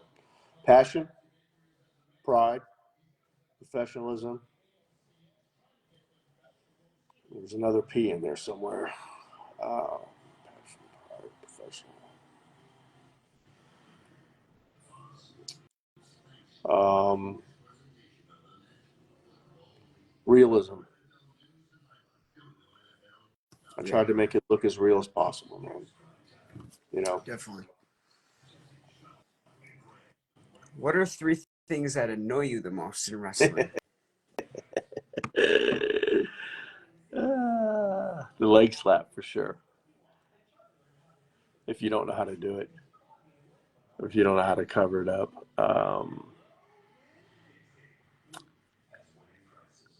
What else do I? What is a pet peeve of mine? The handshake, the limp handshake. Mm. I mean, you can still have a handshake that's a work, but just the limp one. Nah, I'm not so big fan of that. I'd rather you shake my hand, you know, as a shoot handshake than that limp one. 190-pound world heavyweight champions. That's one of my biggest pet peeves. Yeah. Yeah, when you're a 190-pound heavyweight champion for $1 billion company, I find that fine. It's just hard to believe. I don't know if understand who I'm getting at, but you know, I'm not a big fan of guys that weigh 190 pounds that just when they walk into a bar they look like they're a teenager.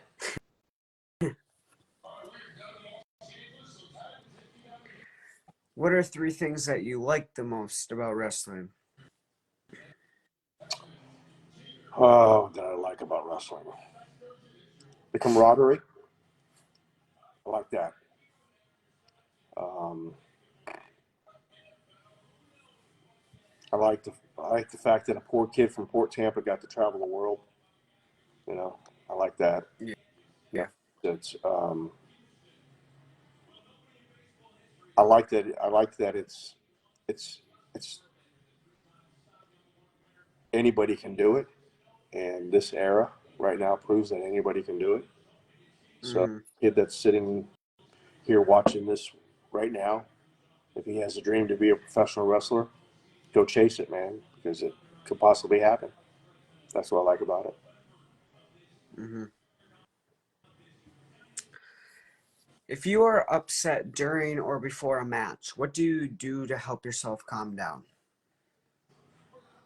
Just try to think about being professional. I got a job to go out there and do, and there's people that spent their hard-earned money to come watch me wrestle. So Hmm. to go out there, you know, you know, shit the bed on that and not entertain them, that would make me feel really shitty. So just think about being professional. Take pride in what I'm doing. That's what I would have to do.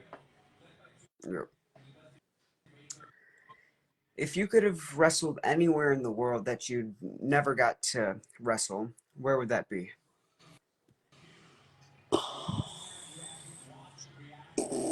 Germany. I heard Germany would have been, they used to have the little bars where the guys would go wrestle in. They would do, 4 or 5 shows a day. I would have liked to have gone to Germany and wrestled there. I would have liked to have wrestled in Portland, that Portland territory. Oh, yeah. Yeah, that would have been pretty cool. Yeah. Yep. I would have liked to have wrestled any territory back in the '70s. If I could go back in time, that would have been really cool. For sure. Have you ever wrestled or done anything in Wisconsin before? Wisconsin? No, but I have been to University of Wisconsin when I was in college, but no, I never wrestled up there. Oh, No, no, it's a cool place to be, Madison, Wisconsin. yep. Are you up in Wisconsin? Yep. Or where are you at? I live in Peshtigo. Peshtigo? It's 45 minutes away from Green Bay. So do you know where Lakeland College is?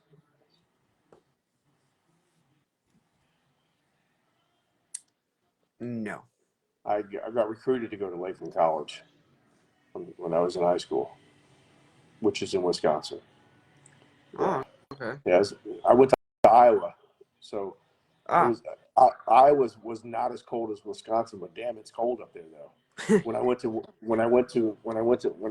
we left Iowa where I went to school at, and we drove over to Madison for the weekend. Um, that was a cool time. I enjoyed it over there. Mm-hmm. What has been the best fan art you have received in your wrestling career, if you've received any? I think I got one picture from a guy, and I think I just recently got that within the last 5 or 6 years. Just a guy that drew a black and white with a marker, or my bald head with an earring, and you know, I got some pictures from some people, but no art or anything like that. Just you know, no, nothing really extravagant or anything like that. Yeah. Which wrestler would you say has the best wrestling gear ever, in your opinion? Wrestling gear. Well, I'm a big fan of the guy. My motto is that you're really not a professional wrestler until you come out in a pair of trunks and a pair of boots. You can have whatever you want, but to be a legitimate professional wrestler, you have to have, like gear or a singlet or anything like that. But if I had to go with my favorite wrestler with gear, it would probably have to be Kurt Angle, because he's all American. You know what I mean? Red, white, and blue, Yeah. gold medal. I mean, he's the epitome of wrestling. So, I mean, he's the best. So, Yeah. definitely Kurt Angle.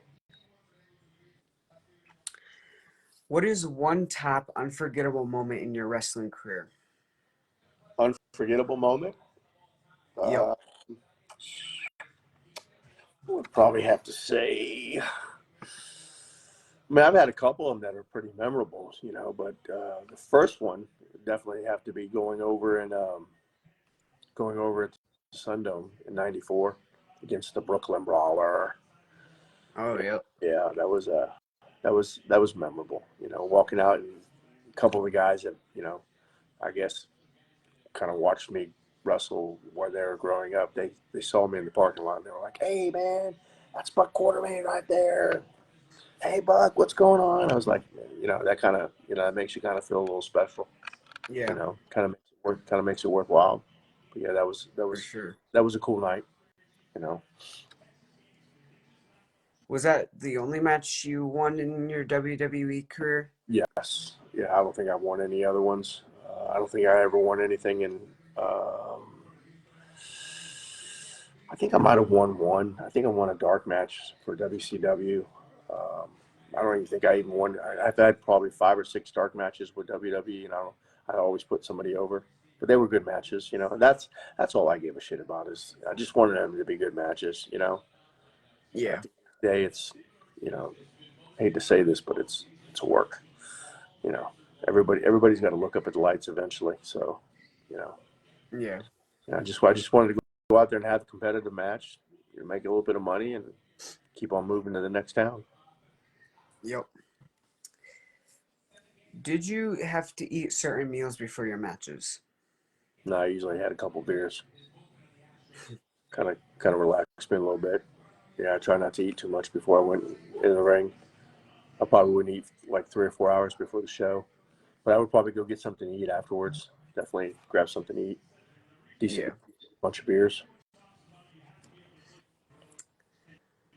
What is a go-to beverage most of the time for you? Alcohol or non-alcoholic? Go to Whatever. after the show or before show? What do you want? You want it after the show? Both, I Both. guess. Before the show, it was probably depends on where I was working at. If I was working over on the East Coast, Florida, it was probably I don't know 10 beers before I got to the building. But the bill before the show started, it was probably 3 hours. So I had a 3 hour lull in there. So it was probably 6 to 10 beers, and then after the show was probably another 10 beers. At that time, I probably drank Coors Light. So Coors Light was definitely the thing. 5 or 6 shots of Crown. Yeah. So yeah, I was half a alcoholic, just half though. Wasn't a full fledged alcoholic, just a half alcoholic. If you could get any tattoo, what would that be? Any tattoo? I got tattoos. So if I could get any tattoo, it would just be the next tattoo. Um, but I've had a tattoo in my 20s, 30s, 40s, and I haven't had one yet in my 50s. So I need to have one in my 50s. My next tattoo is going to probably be some kind of cross representing the Irish clan, something like that. Yeah. What is your favorite current and old? Well, you don't really know the current, I don't think.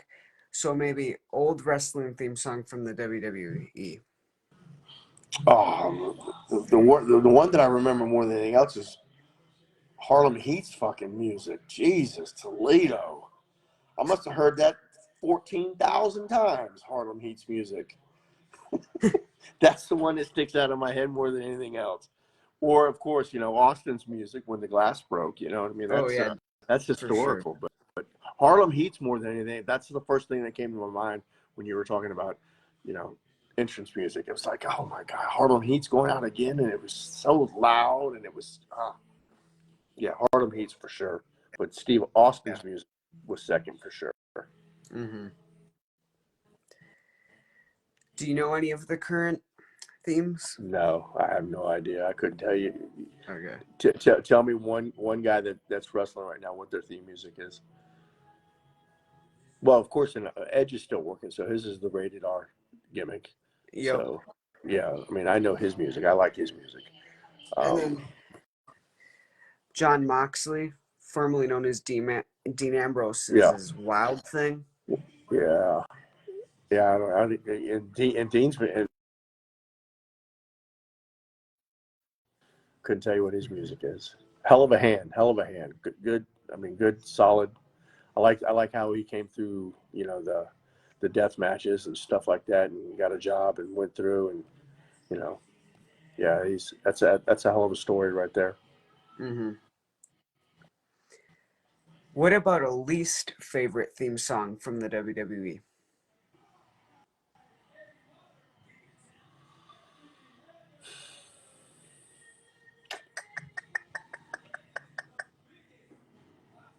Couldn't tell you one. If I had to guess, someone's music that I didn't really like to hear would probably be, you know, Mantar's probably more than anything else. I think it was a big moose or something like that. I don't know. I think it was some big moose or something like that. Yeah, I think that Oh, might have been it. oh yeah, Yeah, like a big horn yeah, sound the or big horn whatever. sound. Yeah, I think Mantar's was you know, whenever I heard that, I think I had to jump around and see if he was behind me or something like that. Yeah, Mantars for sure. hmm That's funny. If you could go back and revisit any year of your wrestling career, what year would that be and why? Um, Kind of a sad spot, but August of 2000, August of '99, South America. Um, you know what they say about the wrestling business. One minute you could be in the penthouse, and the next minute you could be in the doghouse. Um, Penthouse, we did 4 unbelievable nights of wrestling, getting ready to sign a TV deal in South America. And then Alex Lovett passed away from a brain aneurysm. So, you know, it was the highest of highs and the lowest of lows. I took his last breath doing CPR with him.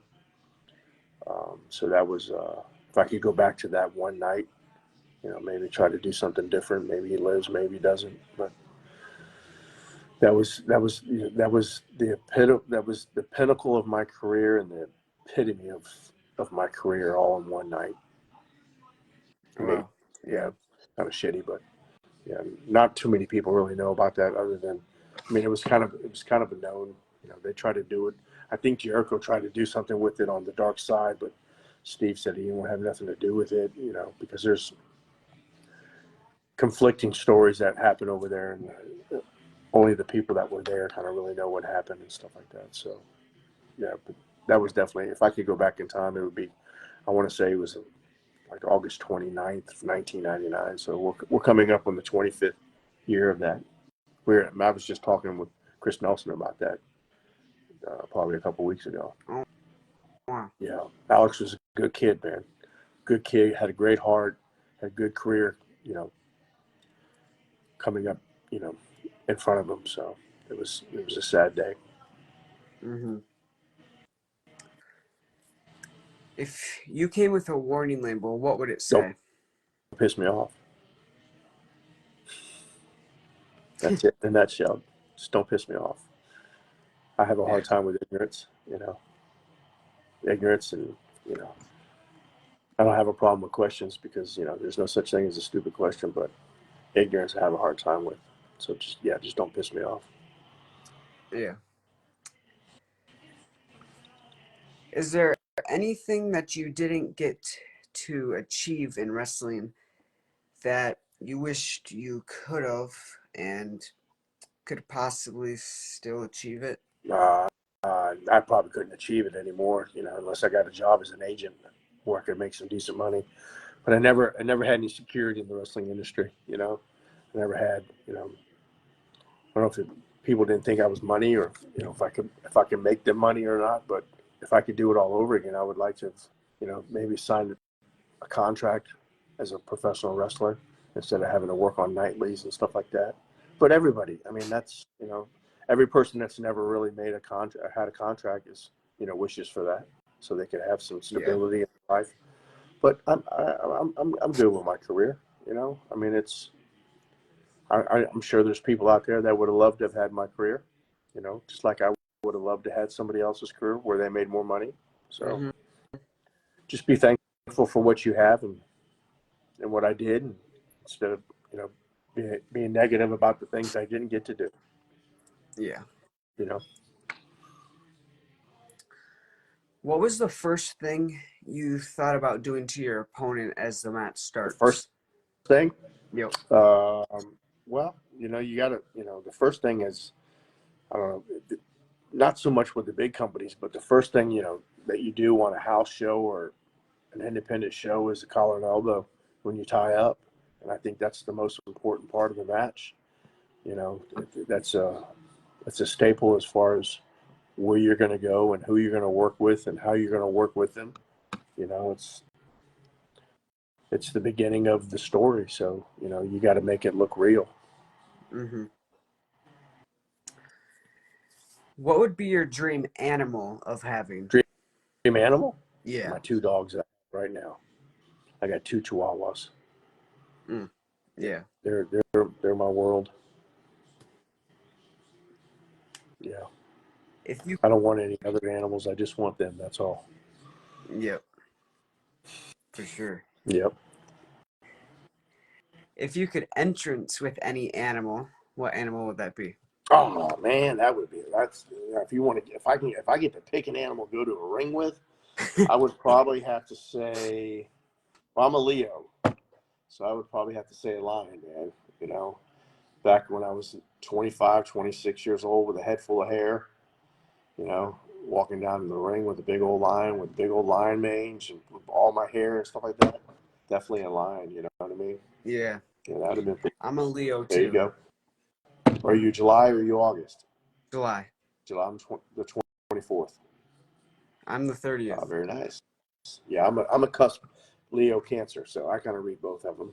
I kind of resemble both of them, but you're definitely a full fledged Leo. Yep. Yep. What is your favorite wrestling quote? Well, I had my own little thing, and I think someone stole it from me. Um, don't be afraid to come get you some. And if I'm not mistaken, I want to say The Rock used to say, "Come get you some." But I used to also say, "Don't let the little bald headed guy fool you," because you know, I was only 5'9", 5'10", so Yeah. I used to always, and I kind of wrestled with the big guys, so I used to always tell them, "Don't let the little bald headed guy fool you." Mm-hmm. That was, that was I tried to, I try not to do anybody else's quote, you know. I mean, I try to make Mm-hmm. myself, you know, my own individual. Individuality is, you know, is the key to wrestling. So, you know, Yep.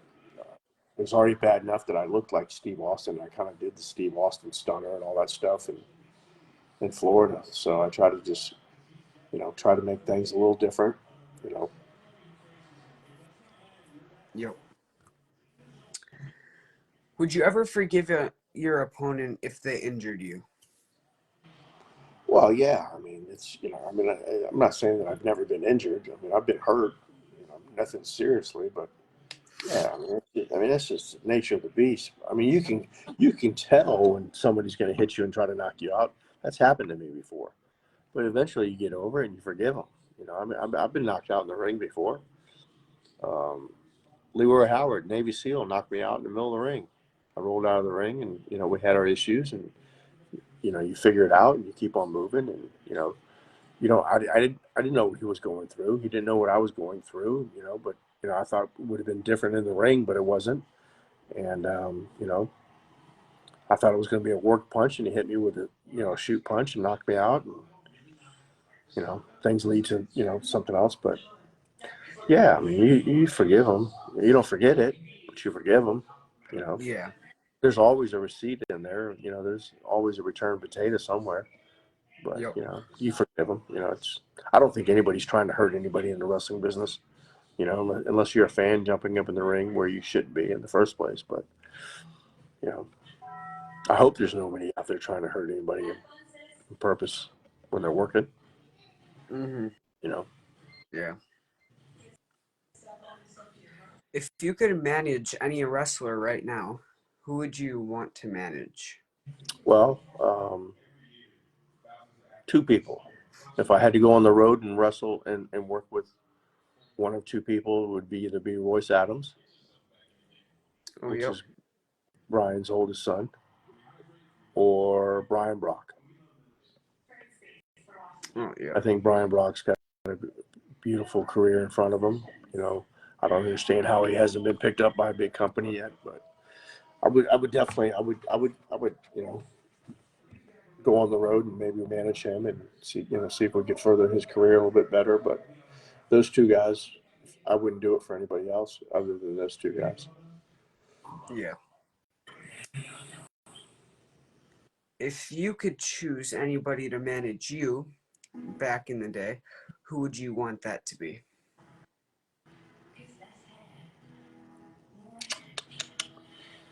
Um, Harley Race. Mm. I Yeah. would have had Harley. I'm a big fan of Harley Race. I thought, he was the epitome of a professional wrestler. You know, Yep. he's still, I got to see him wrestle in the '80s and stuff like that. But You know, even when he was in the WWF at that time, you know, and they tried to glamour him up and stuff like that, he was still just a grinder and just a, I mean, he was just a grizzled old vet, and he was from the 60s and the 70s, and he was just, yeah, the epitome of a professional wrestler is Harley Race for sure. I would have loved to Hmm. have him, you know, be Yeah. on my side. You know what I mean? How did you come up with your wrestling name, Buck Quartermain? How did that come all about?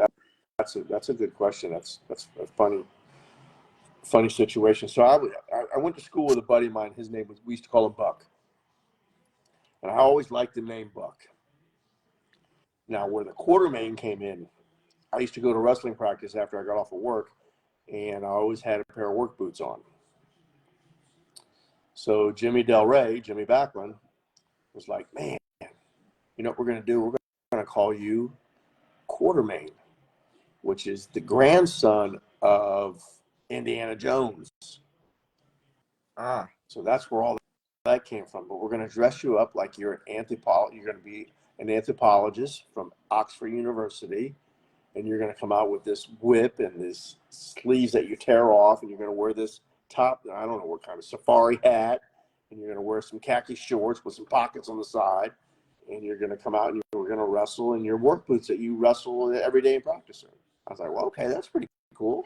I don't have to go buy. I don't have to go spend $500 for a pair of wrestling boots. So that worked out really well for me for, you know, yeah. 4 or 5 years. Um, but yeah, that's the Buck Quartermain came because I liked Buck, and Jimmy liked, you know, the whole gimmick with the Quartermain.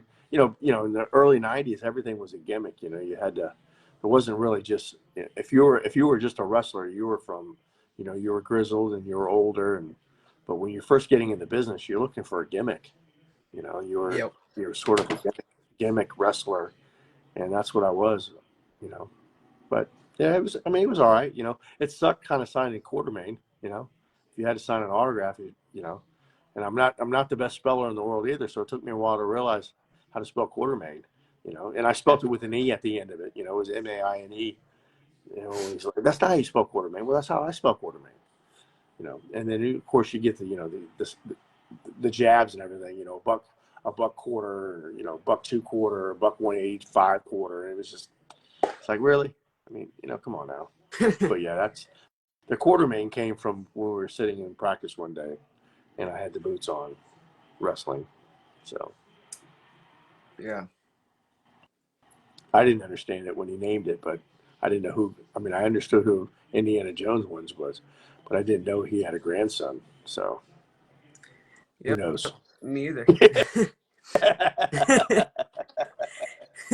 You just learned something today, kid. There you go. Yep. Yeah. So it's yeah, it is what it is. Could have been worse. My last name is Barrett. I could have been a Barrett. You know, like Jarrett, Barrette, but it could have been Barrett instead of Jarrett. Yep. If you had to change your wrestling name, what would you change it to?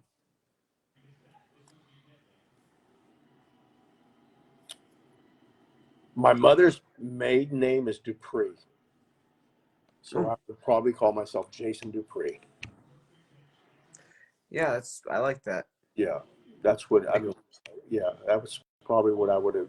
If I could redo it all over again, I would probably go back and call myself Jason Dupree. yeah, like Reen Dupree. Yep, yep, You know yep, him? yep, yep. Yeah. So I have a little French in me. My mother was, you know, French Canadian. So yeah, I would have probably went with Dupree. Or my father's last name was Barrett. So, you know, of course, again, could have went with Jason Barrett or Paul Barrett, or, you know, Paul Barrett wouldn't have went very well because it's too close to Paul Bunyan. So I would have probably went with Jason Barrett or something like that. You Yeah. know, Or it was kind of close to like Paul Bear. yeah, Paul Barrett. Yeah, yeah. But no, Dupree. I always liked the last name Dupree. Rene Dupree was a good kid too. Mm-hmm. Yeah.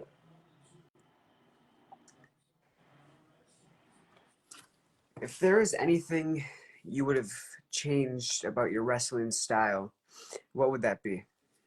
Mm, I got nothing on that one, Bubba. I wouldn't change it by any means. I I would like to, I would like to learn more moves, more holds. You know, that's Yeah. about what I would have really changed. Um, but again, like I said, for only having 9 sessions, I did all right. You know, Yep. I could roll with anybody. I just didn't know how to lead. I could follow anybody. You know what I mean? So Yeah. I just didn't know how to lead very well. Hmm. If you went for your finisher or signature move and it didn't work, do you have a plan B to do it right away after? No, absolutely not. No, can't do it right away afterwards because my signature move was jumping off the top rope, so I had to settle it a little bit. You know, Oh, yeah. even when I hit it, I tried to settle it. You know, that's like all the guys that used to do the frog splash off the top rope. There's only really one person that used to sell that, right? When they used to hit it. Can you name it? The When they used to the do the leap off the frog top splash. rope? Yeah, when they used to do the frog splash off the top rope, do you know the one guy that used to sell it when he used to hit it, even though he hit it? Oh, sell it? No. Rob Van Dam. He was one of the very few guys that used to sell it, even though he hit it. So, which if I missed it, why wouldn't I sell it if I sold it when I hit it? You know what I mean? So I wouldn't be able to jump right back up and do it again. That wouldn't make any sense.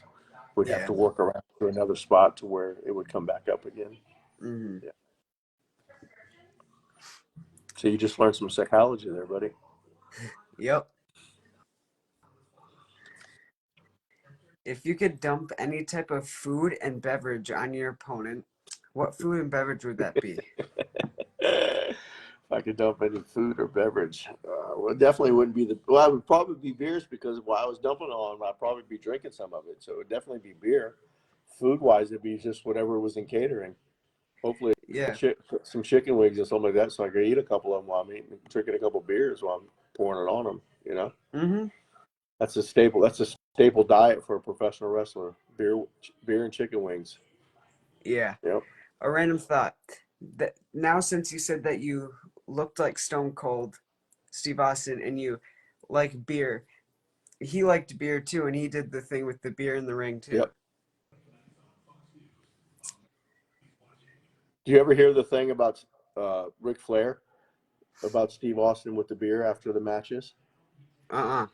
He says he wish he would have thought of that first because here this guy used to wrestle and then after the matches he would sit out there and have beers with all the guys in the audience. He says, "What a great concept." He says, "I wish I would have thought of that 20 years ago. Shit, I wouldn't have had to go anywhere to have beers. I could have had them right there in the arena with all the people in the Yeah. building. What a great concept. Have a couple beers right after your match, get Yeah. cheered on by the audience, and get to drink a couple beers. That's not a bad concept."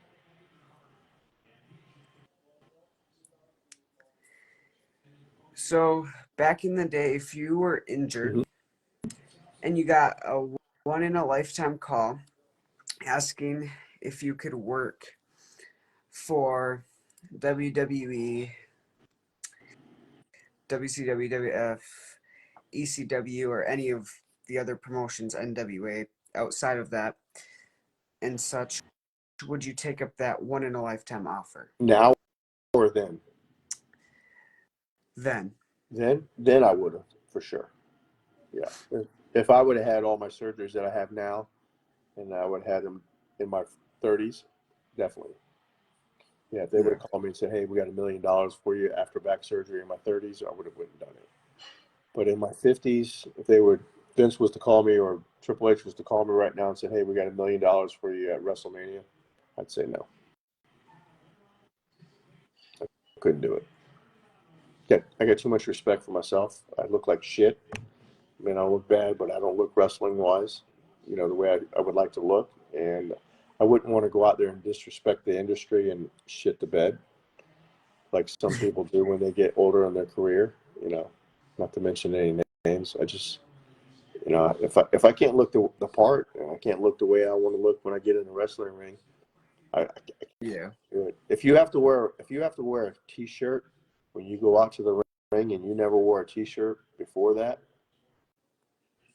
you shouldn't be wrestling. That's your ego talking to you, not your sense. Would you rather wrestle Rick Steiner, Scott Steiner, or both? Oh, probably Scotty. I thought Scotty was a little better professional wrestler than um, Rick was. Um, you know, Scott. I thought Scott was pretty safe. Not to say that Rick wasn't safe, but I thought I would have had a little.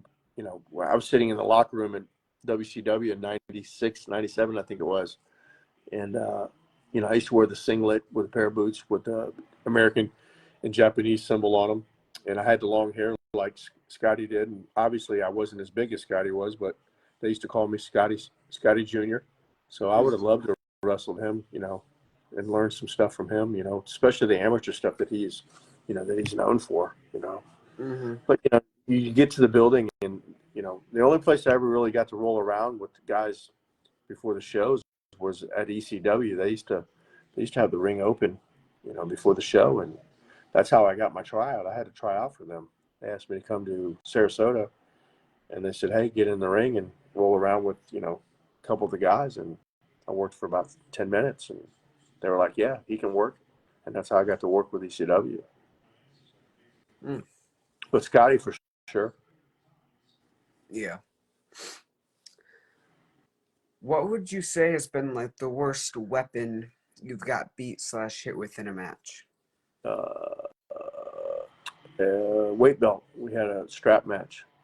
That was probably like the fourth or fifth match of my career, and because those, I mean, you can't work those kendo stick. I've been beat with a kendo stick. You know, you can't work them, so it's all a shoot. The marks that you have on your body are not work. They're shoot. They're laying them in, so you can't work them. It's not like working a chair or working something else. They're bringing it, so you're getting shit Yeah. strapped out of you. You're getting hit in the head with a kendo stick, or so yeah. The weight belts were the worst. I got my ass whooped that night. What were your hobbies other than wrestling? Or also, what are? Football, baseball, and basketball. But realistically, anything that I can compete in, I love to compete in anything, whether it's darts, playing pool, playing marbles. I don't give a shit. Playing cards. I like to compete. Very competitive. Yeah. Yeah. I was competitive in my wrestling career too. I always wanted to be the best match. When I was doing enhancement, I wanted to be the best enhancement guy. I wanted everyone to work with me. I wanted to be the first one that they wanted to work with. I was very I always wanted to try to be the best at every. I mean, if I'm sweeping the floor, I'm going to try to be the best guy sweeping the floor. You know, Yeah. so Who would you put in your Mount Rushmore of oh, wrestlers? oh that's awesome.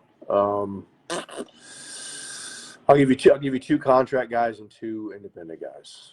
I'll give you three contract guys and one independent guy.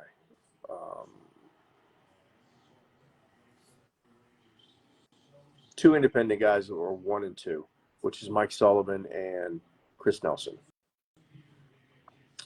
Probably two guys that they were money, great workers. They could have made millions of dollars if somebody would just gave them an opportunity.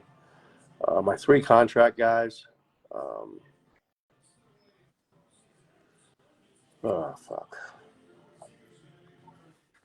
Three three guys that. What was the question again? Three guys what? Who would you put in your Mount Mount Rushmore. Rushmore of Yeah. wrestlers? Of course, Dusty. Got to have Dusty in there. Yeah. A lot of people aren't going to like it, but Benoit, because he changed you know, the foreground of the business, because let it be known that small guys can, if they work with big guys, they can carry heavyweight belts. Yeah. Um, Harley Race for sure. I mean, and Ric Flair. Yep. But I mean, those are my Mount Rushmore. But the guys that made the business what it is, those are guys that instilled what professional wrestling is. But the guys that made the business, of course, is Hogan. I mean, Hogan, with Vince, when they turned it to cable, they turned the corner and made it, entertaining. Uh, Yeah. the Rock and Austin, they sold more. They made more money along, than anybody else ever did in the business and ever will. You know, but Yep. my Mount Sure. Rushmore are guys that that made the business what it was before Hogan and Rock and you know Austin and stuff like that. Because if it wasn't for those guys, Harley Race and Ric Flair and Dusty Rhodes, I mean those guys were selling out buildings. I mean buildings and coliseums before there was even cable, and all they heard was through the local TV stations. So Yeah. that I thought that was really cool that Dusty Rhodes could be planted here in Florida and then go to of course he could sell out in Texas, but he could go to Madison Square Gardens with superstar Billy Graham and sell that out, and go to Mm-hmm. City, Missouri and sell out Kiel, and go to Atlanta, Georgia. Obviously, he could go to Atlanta because he was but he was selling out Atlanta when he was with Crockett and stuff like that. So, it's just those guys, they amped it up. But obviously, Hogan and Flair, The Rock and Austin, they multiplied it by 10. But those guys they were staples in the wrestling business. I'm sure Gagne and all those guys were before that, but that's a little before my time. But the beginning of my career was the beginning of my childhood was those four guys. Mm-hmm. Who would you consider as a brother and sister in wrestling? Don't have any sisters for sure. Maybe Natty Neidhart would probably be the closest thing that I could call a friend, a sister in the wrestling business, because she was, you know, she because she's second generation. She got the wrestling business. She didn't get in the wrestling business to become famous or to find a rich husband or something like that. She literally enjoyed wrestling. She liked it, and she did it because she enjoyed wrestling.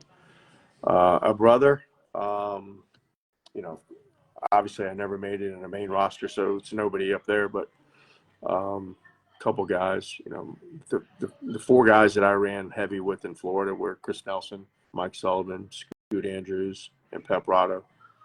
I do anything in the world for those guys because they're who made who I am. Yep. If you had one last match, like a retirement match, who would you want it to be against? Oh, it was against Mike Sullivan. I already had that. Uh, Oh, yeah, I had it probably. I don't know. I think it was 2018. 18, yeah, 18. 2018 was. I came back and wrestled out of that because I wrestled with Royce for 6 months. I did some spots with him, and then I did uh, again in 18, just before I had my back surgery. I wrestled a retire match in 18 with Sullivan. I hung my boots up, and then I came out and I ran because I was the last match in the sport of the Armory in Tampa when they shut it down. I was the last match when they shut that down, and then when they wow. reopened it up again as the Jewish Community Center, I was the first. I was in the first show there, so I had to do that because I always wanted to do that. But my retirement match was with Mike Sullivan, and I couldn't have picked a better person to have it with. Yeah. If you could wrestle or have a segment with any actor, who would that be? Actor, all Yep. right, all right, all right.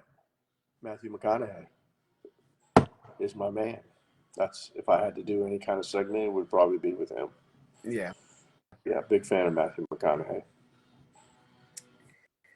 When you were growing up, were you more of a shy, quiet kid or outgoing, loud, and excited? Very shy.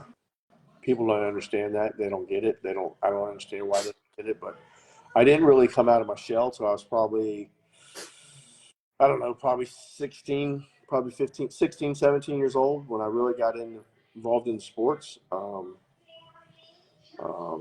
when I started excelling in sports, I came out of my shell and stuff like that. Even when I started playing football when I was 11, 12, I was really shy then.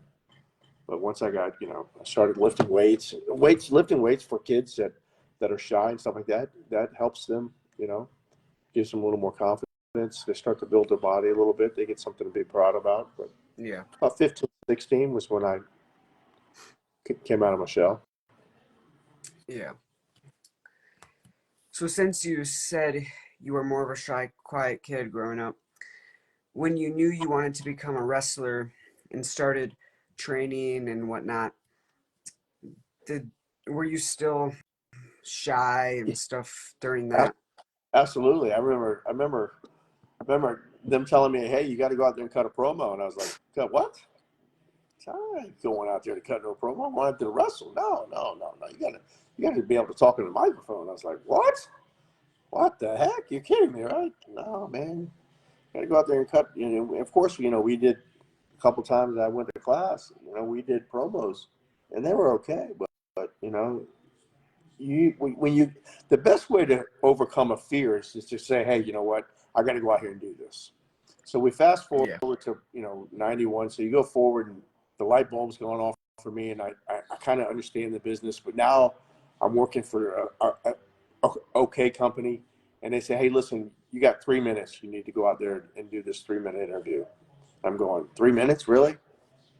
And you just go out there, and the way I was taught is you just make it look real.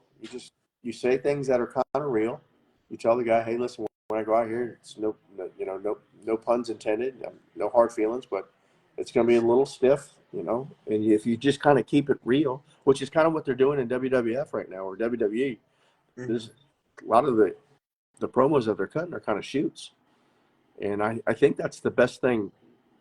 Keeps the realism in the industry. And Yep. if you can't handle you having your feelings hurt a little bit, you probably shouldn't do it. But yeah, going out there cutting that 3 minute promo was holy shit. It was like, okay, I guess we're gonna have to go out there and do this. And I'm not a good interview person, anyways. I get to babble on about different things, as you can tell. But you just go out there and just try to keep it as real as possible, and you keep on moving. Yeah. Do you have friends still from the business? Oh, If absolutely. Yeah. I mean, all Scoot, all those guys, Chris, Mike, Sullivan, Pep Prado. I just had lunch with Steve Kern, Gerald Brisker, Al Perez, Lou Perez, Joe Gomez, Chris Nelson was there. I mean, we have a luncheon about every quarter where all the guys that are around in Florida, they come over and we all have lunch together and we talk about old times. We have a little. It's really not a Hall of Fame, but we kind of induct as honorary, members of this little thing that we have going in Florida, and it's kind of cool. And we get to see each other because wrestlers don't live long, man. A lot of guys didn't make it to their 40s. Fortunately, in the 2000s was hard. I mean, 10, 15 guys died. And now Yep. I'm in my 50s now, and the older guys that have made it in their 70s, they're starting to unfortunately pass away, and you got to grab a hold of those guys and you got to hold them for a couple of minutes and you know because you don't ever know who's going to pass away next. Unfortunately, that's where we're at in our life. Yeah. Were you the type of wrestler that kept his gear, or did you give it all No, away? I still have all my. I got a couple T-shirts. I got my trunk still.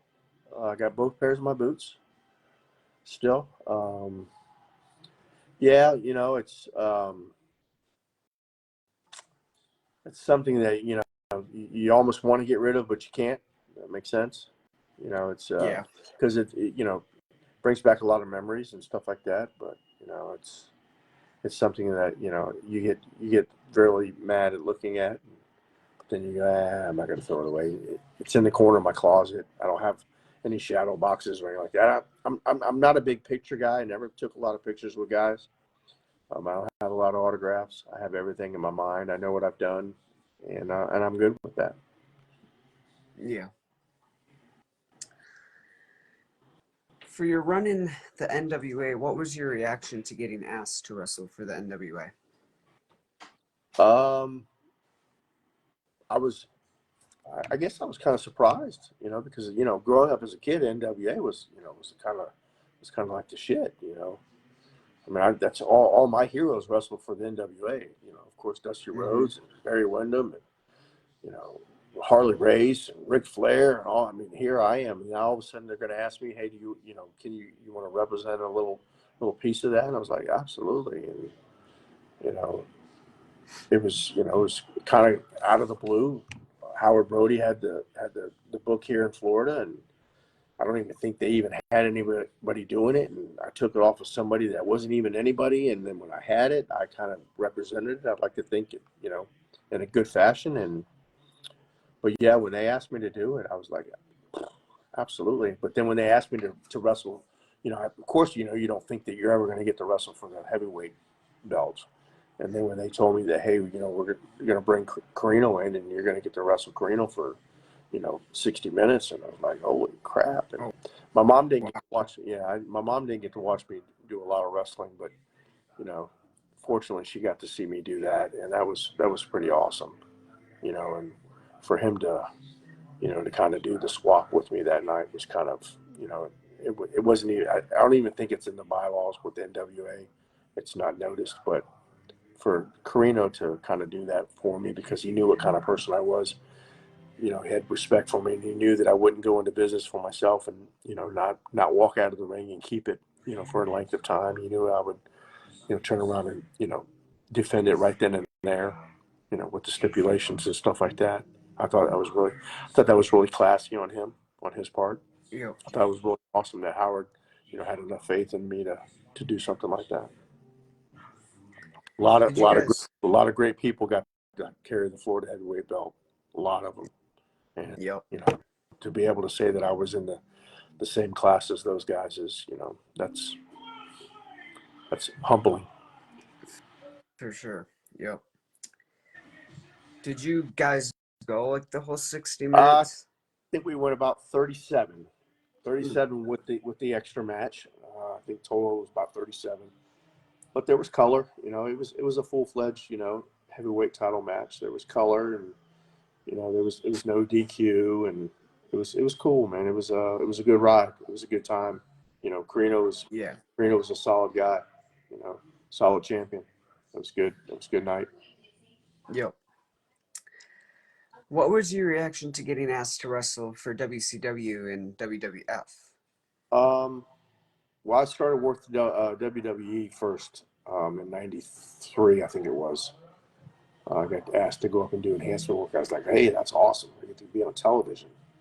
You know, um, I didn't realize, and I tell people all the time, the only difference between Shawn Michaels and myself was our checking accounts. His is astronomically larger than mine, but I mean, we all wrestle. I mean, some guys got to wrestle for 15, 20 minutes. Some guys got to wrestle for 4 minutes. Like I said earlier, everybody looks up at the lights. Unfortunately, I had to look at it more often than not. So Yeah. it's so you get just in this industry, you just got to be in the right place at the right time. You got to have guys on your side. You got to have guys, they're gonna hold the door open for you, not just open the door for you, but they got to hold it open for you for a little bit because not Yeah. very many guys can go out there and burn the house down on their first match. So they have to keep the door open for you and I never got an opportunity to do a loop with WWE to do house shows and to go out there and get some time. So I mean it is what it is, but to get asked to go do that, I felt honored. I mean I get to drive in the '90s when we were doing enhancement work. We drove a Cadillac just like everybody else did. We stayed in the 5-star hotels just like everybody else did. We made more money on TV nights than the contract guys because we got paid.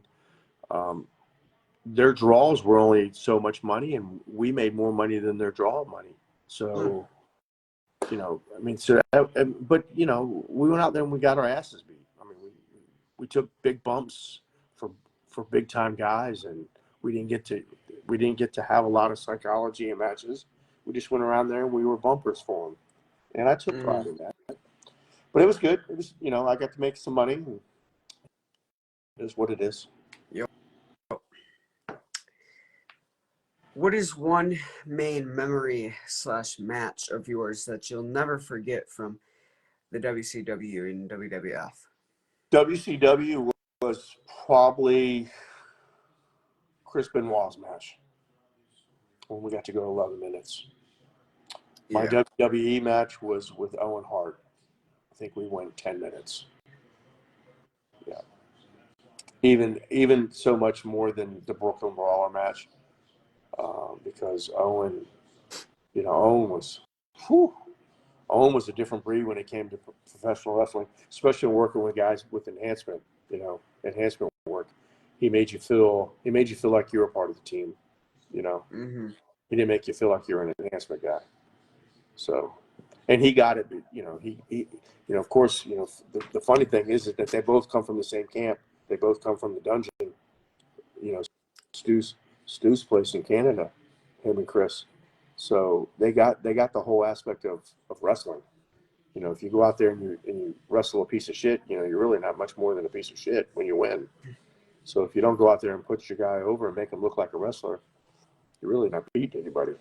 So those two guys were definitely the highlights of my career with the big companies. Yep. Who is one wrestler from the WCW and WWF that was in there when you were that you'll never forget? All of them, all the guys that were there. I mean, I may not have friendships with them, but we were all part of the same fraternity. But two guys, obviously, that stand out more than anything else, and I'll never forget is Owen and Chris. Those guys. Not to say that they went out on a limb for me, but they made me actually look like a professional wrestler for those two companies. Other guys did too, but those two guys, you know, more memorable than anybody else. Yep. How would you say the wrestlers and workers treated you in the WCW and WWF backstage and stuff? Well, the way I was trained, Blake was I didn't try to go into my business. I didn't try to go into business for myself. I didn't try to rub noses with the guys that were on contract because I wasn't on contract. So I wasn't part of their clique, and I wasn't trying to ruffle anybody's feathers and stuff like that. They treated me good in the ring, and that's all I really gave a shit about. I didn't go try to hang out with them when we would go out. They had and people don't realize that, when you're traveling around with a bunch of guys for 300 days a year, you become secure with those people. You don't let outsiders in very easily. And I tried not to be that outsider that was trying to nestle his way to the group. And if they wanted to have beers with me, they'd ask for me to, hey, come over and have a couple beers with us, or hey, won't you jump in the car with me? Tatanka asked me to jump in the car with him, and the guys that I flew with from Tampa got mad at me because I jumped in the car with him. I was like, hey, man, the guy asked me to jump in the car with him, and there's four of us in here, and he's by himself. He just wants some company. But no, the guys treated me well. They didn't beat. I mean, I wrestled. I wrestled almost every known contract wrestler in the business at my time, except for Flair and Hogan. Everyone else I've wrestled, and no Mm-hmm. one, no one ever beat me up bad.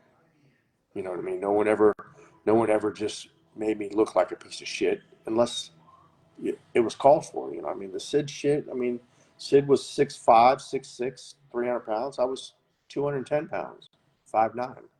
Yeah. So it's just how the beast has to control the match, and I got it. I mean, I understood it. You know, like I said earlier, it's work. We ain't out there trying to compete in real shit. Because if that was the case, I think I would have done fairly well with competing. So they Yeah. treated me well. Do you see that there was any difference, you think, from the WWF, WCW, and WWE? Well, different eras. So there was, the WWE now compared to WWF back then. It was WWF was was the Wild Wild West. WWE in the 2000s, and after Chris, all that stuff happened, and they started doing the drug testing and stuff like that. It became more of a civil place to go to work, and WCW. The locker room was just it was just no there was a lot of friction and a lot of tension, and going in there as an enhancement guy, trying to fit in. Very few people kind of treated you respect. They didn't disrespect you, but they didn't treat you with respect. Um, if I had to pick out of the three locker rooms where the time era that I wanted to wrestle in, would have been WWF for sure. You know, that Yeah. was it was a little more of a it wasn't so much of a serious industry, because it was a work. It was Hmm. we're trying to get to the next town, we're trying to make some money. Where now it's a business. These guys are making millions and millions of dollars. It's not everybody. So the guys that aren't making millions and millions of dollars, they're clawing, they're trying to do whatever they got to do, whether it be backstabbing or crying to this guy about this guy and whining about this guy and that guy, and that's not the environment. I have issues with that. I come from the day where the best guys got to play, and Yep. if you weren't one of the best guys, you know you you got to play, but you sat the bench. And I didn't work the political aspect of the game very well, so I didn't make a lot of money, unfortunately. Mm.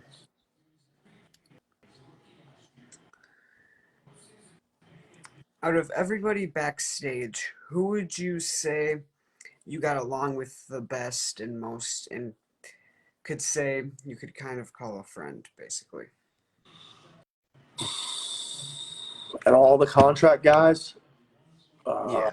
well, Steve was out of the business, but Steve was an agent, and Steve was from the '70s and '80s, and late early '90s. So I would probably have to say um, Steve Kern, and I talk to Steve at least once a week. Those Al Perez I talk to once every 4 months. Those guys, but they're Tampa guys. You know what I mean? Um, I've never really had a big relationship with anybody that's not from Florida that wasn't on contract. Um, Yeah. I've had conversations with Austin, with Foley, with Brett, with Arn. They weren't always the best conversations, but they were conversations, and I tried to pick their mind a little bit. But yeah, Steve Kerr, if I had to say, out of all the top guys in the industry that are around still, Steve would probably be the guy that if I had to pick up the phone right now and call him, he would answer the phone right now. Yeah.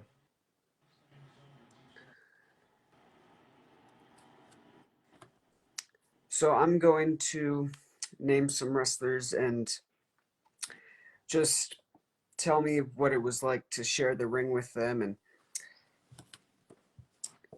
what was it like to share the ring with Yoshi Kwan? Awesome, awesome. A little tight, but I kind of like it tight. You know what I mean? I like it stiff, um, real. You know what I mean? Yep. For a guy that's that likes the working aspect of it, it was real. Yeah. What about Kwan? Quan was a night off.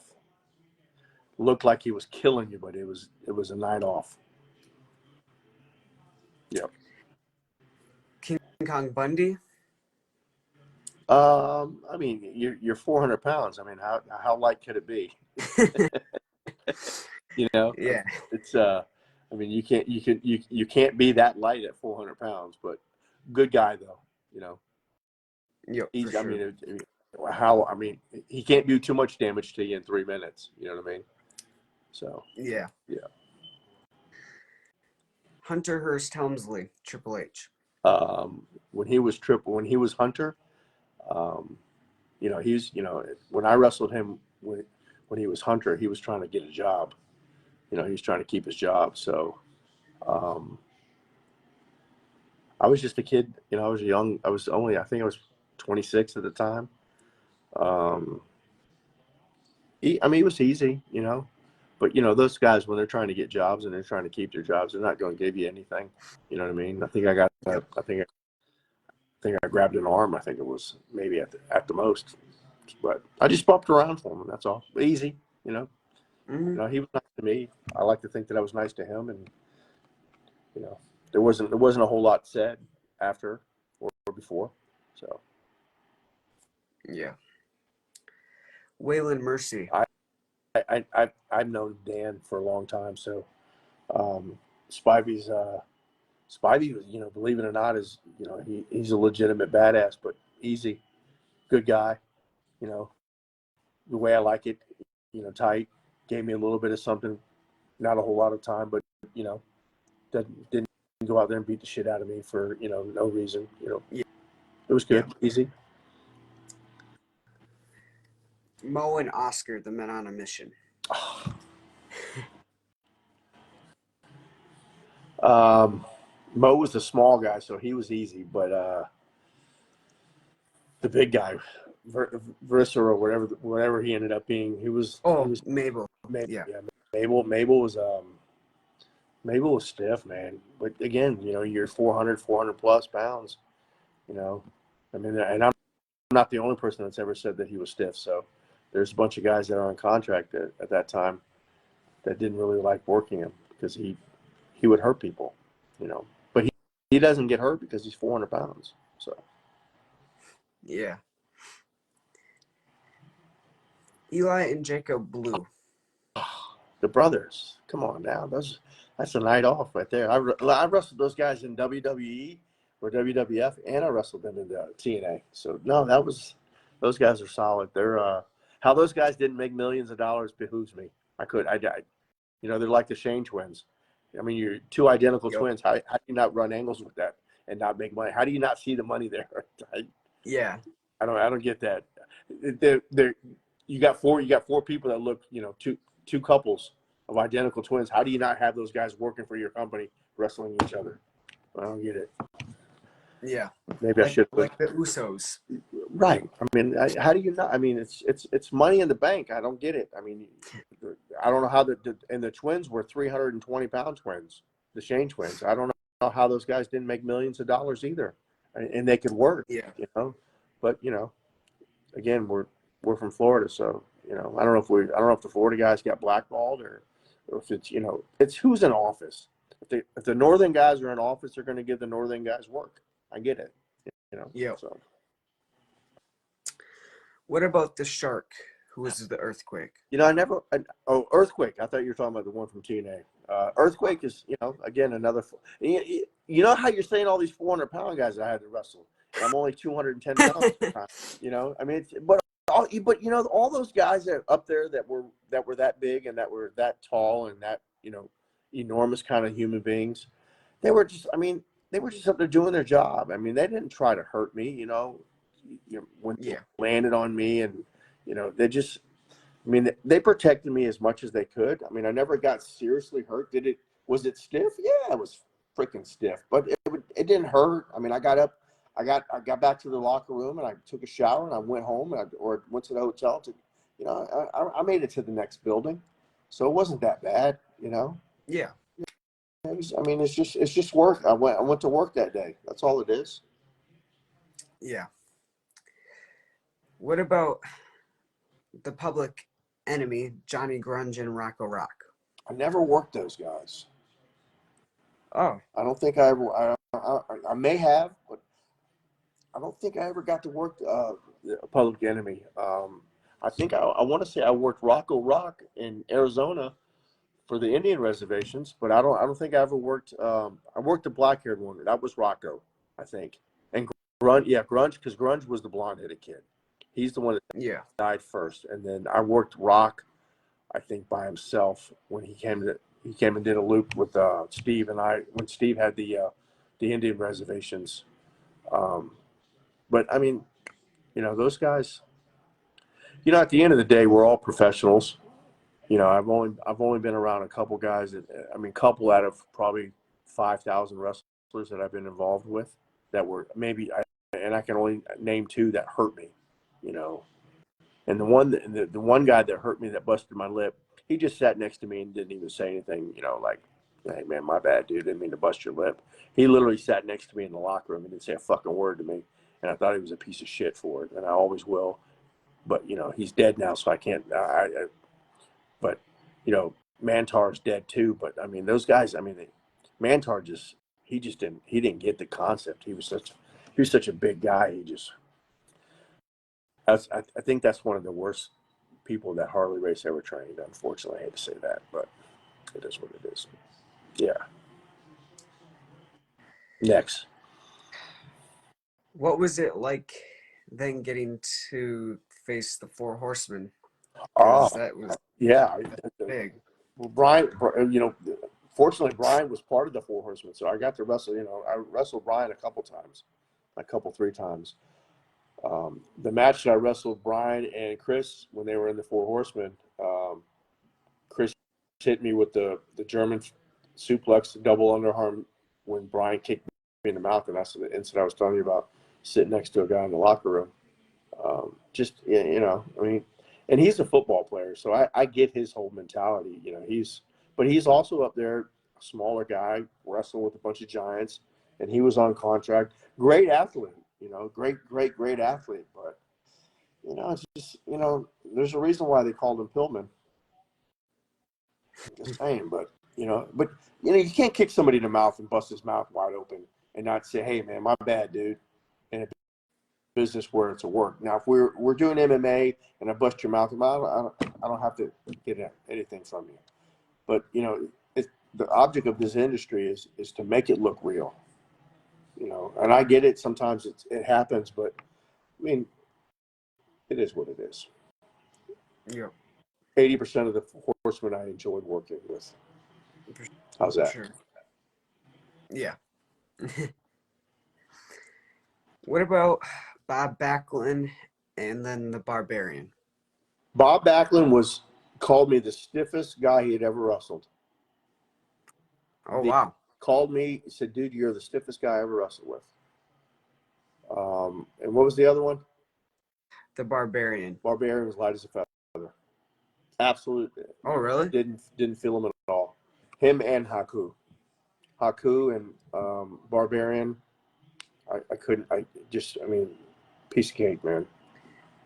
I It, thought the Barbarian was gonna be stiff no, early. it was actually he's. But see, that's the difference between being a professional and not being so professional. It's making it look real, and those guys made it look real.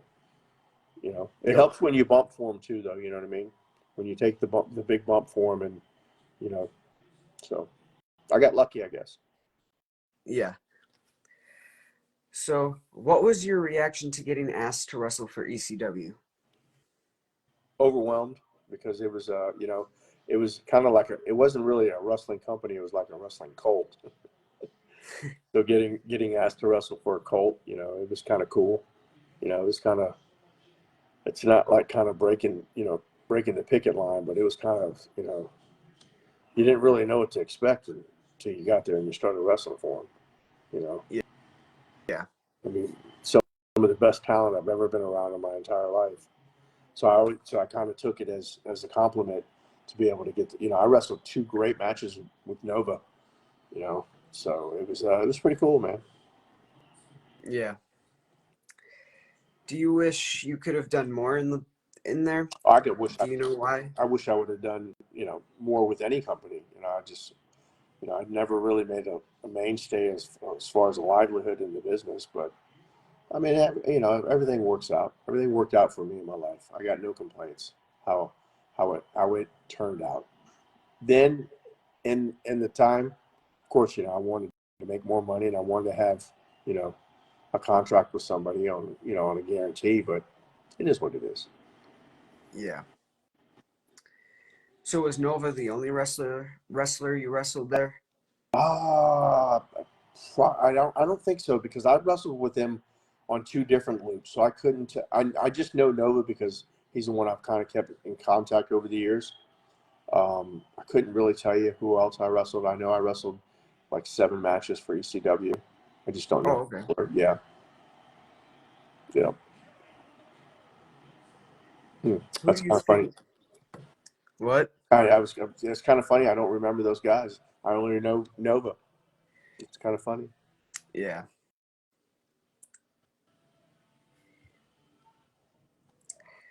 Who was your favorite wrestler to share the locker room with in ECW and get along with the Tommy most? And Dreamer for sure. Um, Big Boss Man. I had fun with him.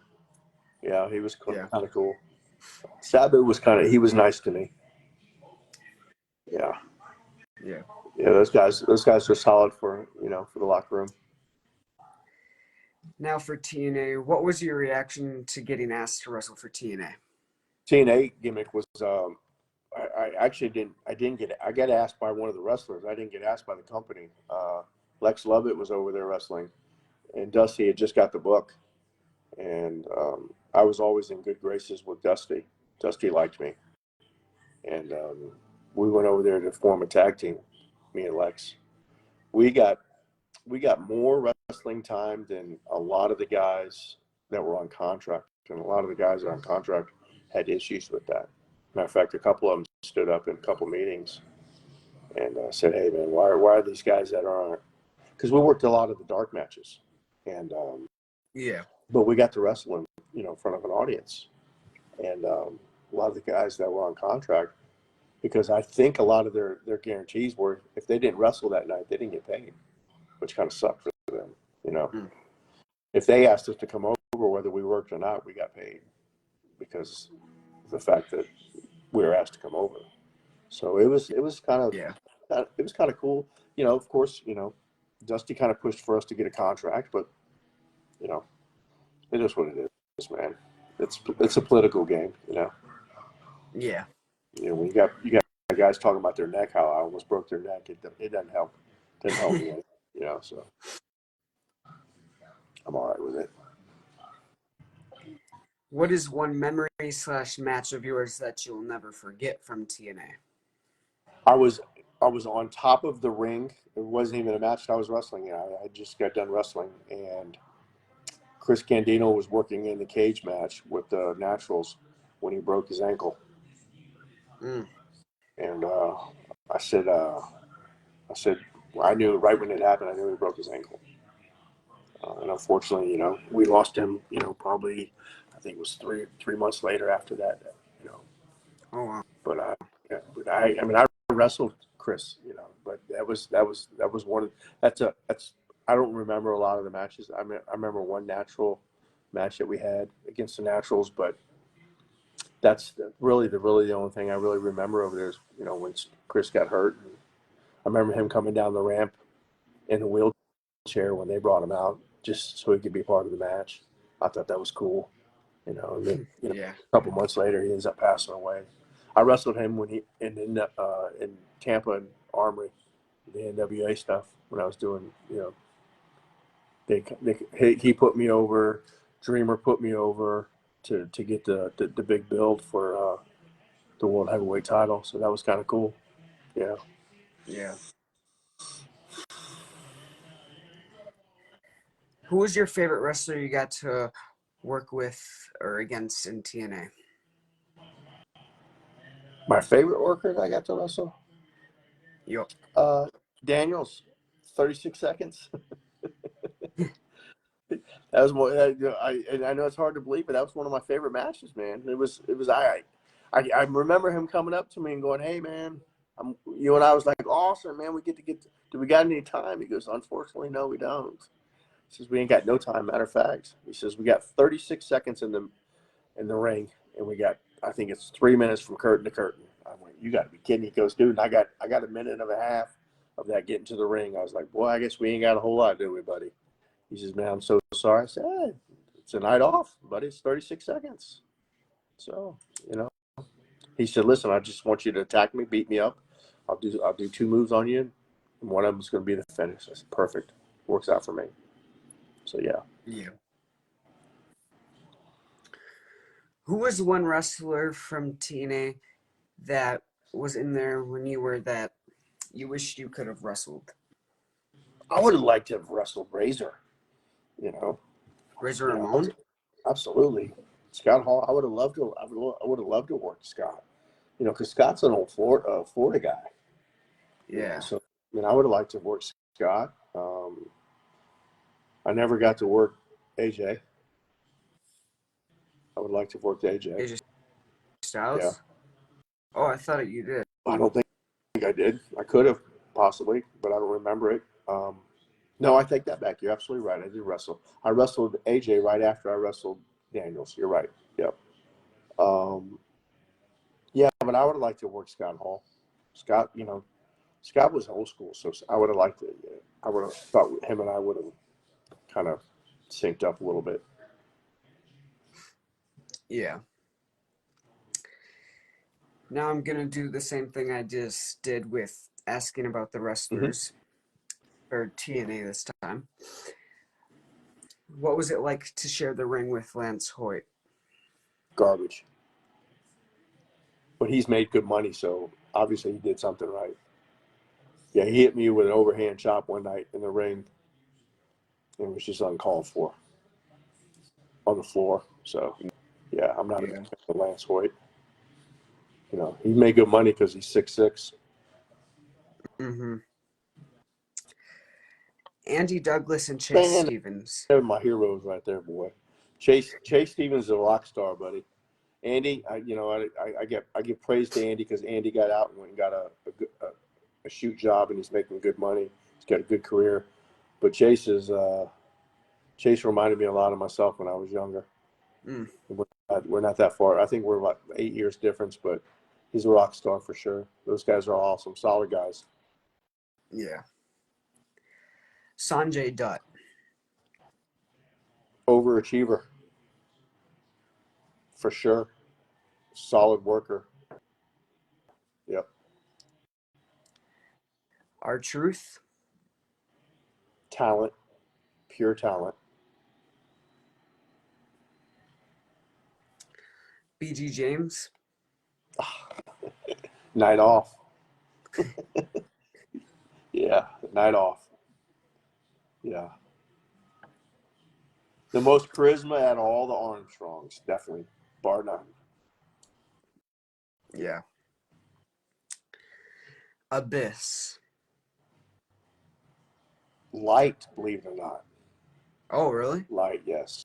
Wow. Great worker, great worker. Too bad he beat his body up the way he did, but he should have made millions and millions of dollars in this business. Mm-hmm. I wish he could have. I wish he could still wrestle to this day.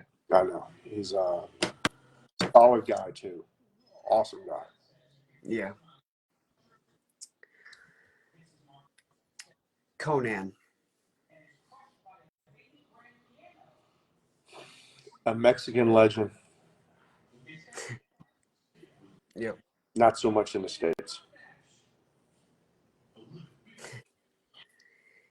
What was it like getting to wrestle AJ Styles? That's a big name. Um, I mean, it was just like wrestling anybody else, you know. It was, Yeah. especially when it can, you know, when you have continuity with each other. It was, you know, of course you always want to have more time, you know, because I don't even think I had like 3 or 4 or 5 minutes with him. But it's, you know, you always want to have 20-minute matches with guys like that, you know, so you can, you know, you want to get out there and you want to shine a little bit. You want to, you want to be able to tell a story. That's the object, you know, of our industry is to tell a story. And when you're, Yep. you know, putting guys over, you don't really get to tell a story. So we try to, you know, in the little bit of time we have, but solid. Obviously, you can tell he's a solid worker. So, you know, Yep. What about Team 3D, Bubba Ray and Devon, and then also James Storm and Chris Harris? solid guys. Yeah. Obviously, you know, Devon and Bubba, you know, top 3, top 4 guys in the business for tag teams, Yep. you know, Yep. as they proclaim it to be. So, um, the Harris, I mean, you know, Harris and those guys, I mean, it's, you know, I just come from a different era of tag teams, I mean, they're solid. Obviously, they're solid. They did something right. They went up there and made good money, and you know, those guys are still working and still making money. So, I Yep. got nothing bad to say about those guys. All right. So, what is one thing you would tell your fans? Um, Go to more independent wrestling shows. That's where the. Unfortunately, I hate to tell you this, but that's where all the real talent is. Because most of the talent that works for the companies, you don't really get to see them because they're Yep. either buried by political parts of the business, or they you know they get bad storylines, or they get bad bookings. They get just but go to the independent stuff and watch the guys that are coming up that are grinding it and working hard every night. If you can spend $60 to go watch WWE or AEW, I don't understand why you can't spend $15-20 to go watch an independent show and support the independent wrestlers. Because if there wasn't any independent wrestling, there wouldn't be any wrestling. But yeah, Yep. that's what I would tell my fans: support the independent wrestling scenes, because you know those are the guys that really try to truly do it for the love of the business. For sure. So, I got one last question for you. All right, buddy. Do you have any advice for me to become a wrestler? All right, I'll give you the two things I tell people that ask me that question. One is don't do it. And if you do it, don't do it forever. If you ain't made no money by the time you're 30, keep doing it as a hobby. Go find you a good job and do it on the weekends and make it a hobby. But if you want to do it and you do it, you have to. You got to be married to it, man. It's got to be the love of your life, and it's what they say about the entertainment business. You almost have to sell your soul. Um, you know, I'm not. It's a little different now because it's a straight edge era. So there's not a lot of drugs, not a lot of drinking. A lot of the young kids, they play video games and they go to shows and they sit there and they play on their phones. It's electronic era, but you still Yeah. have to commit yourself. You still got to go to the gym. You got to look. I tell people you have to look the part. If you're gonna go be a professional wrestler, you got to look the part. Mhm. You know, so that's what I would tell you. Either one, don't do it, or two, sink everything that you have. I live with a kid that's trying to be a wrestler, and I tell him the same thing. You have to always be ready to be a professional wrestler.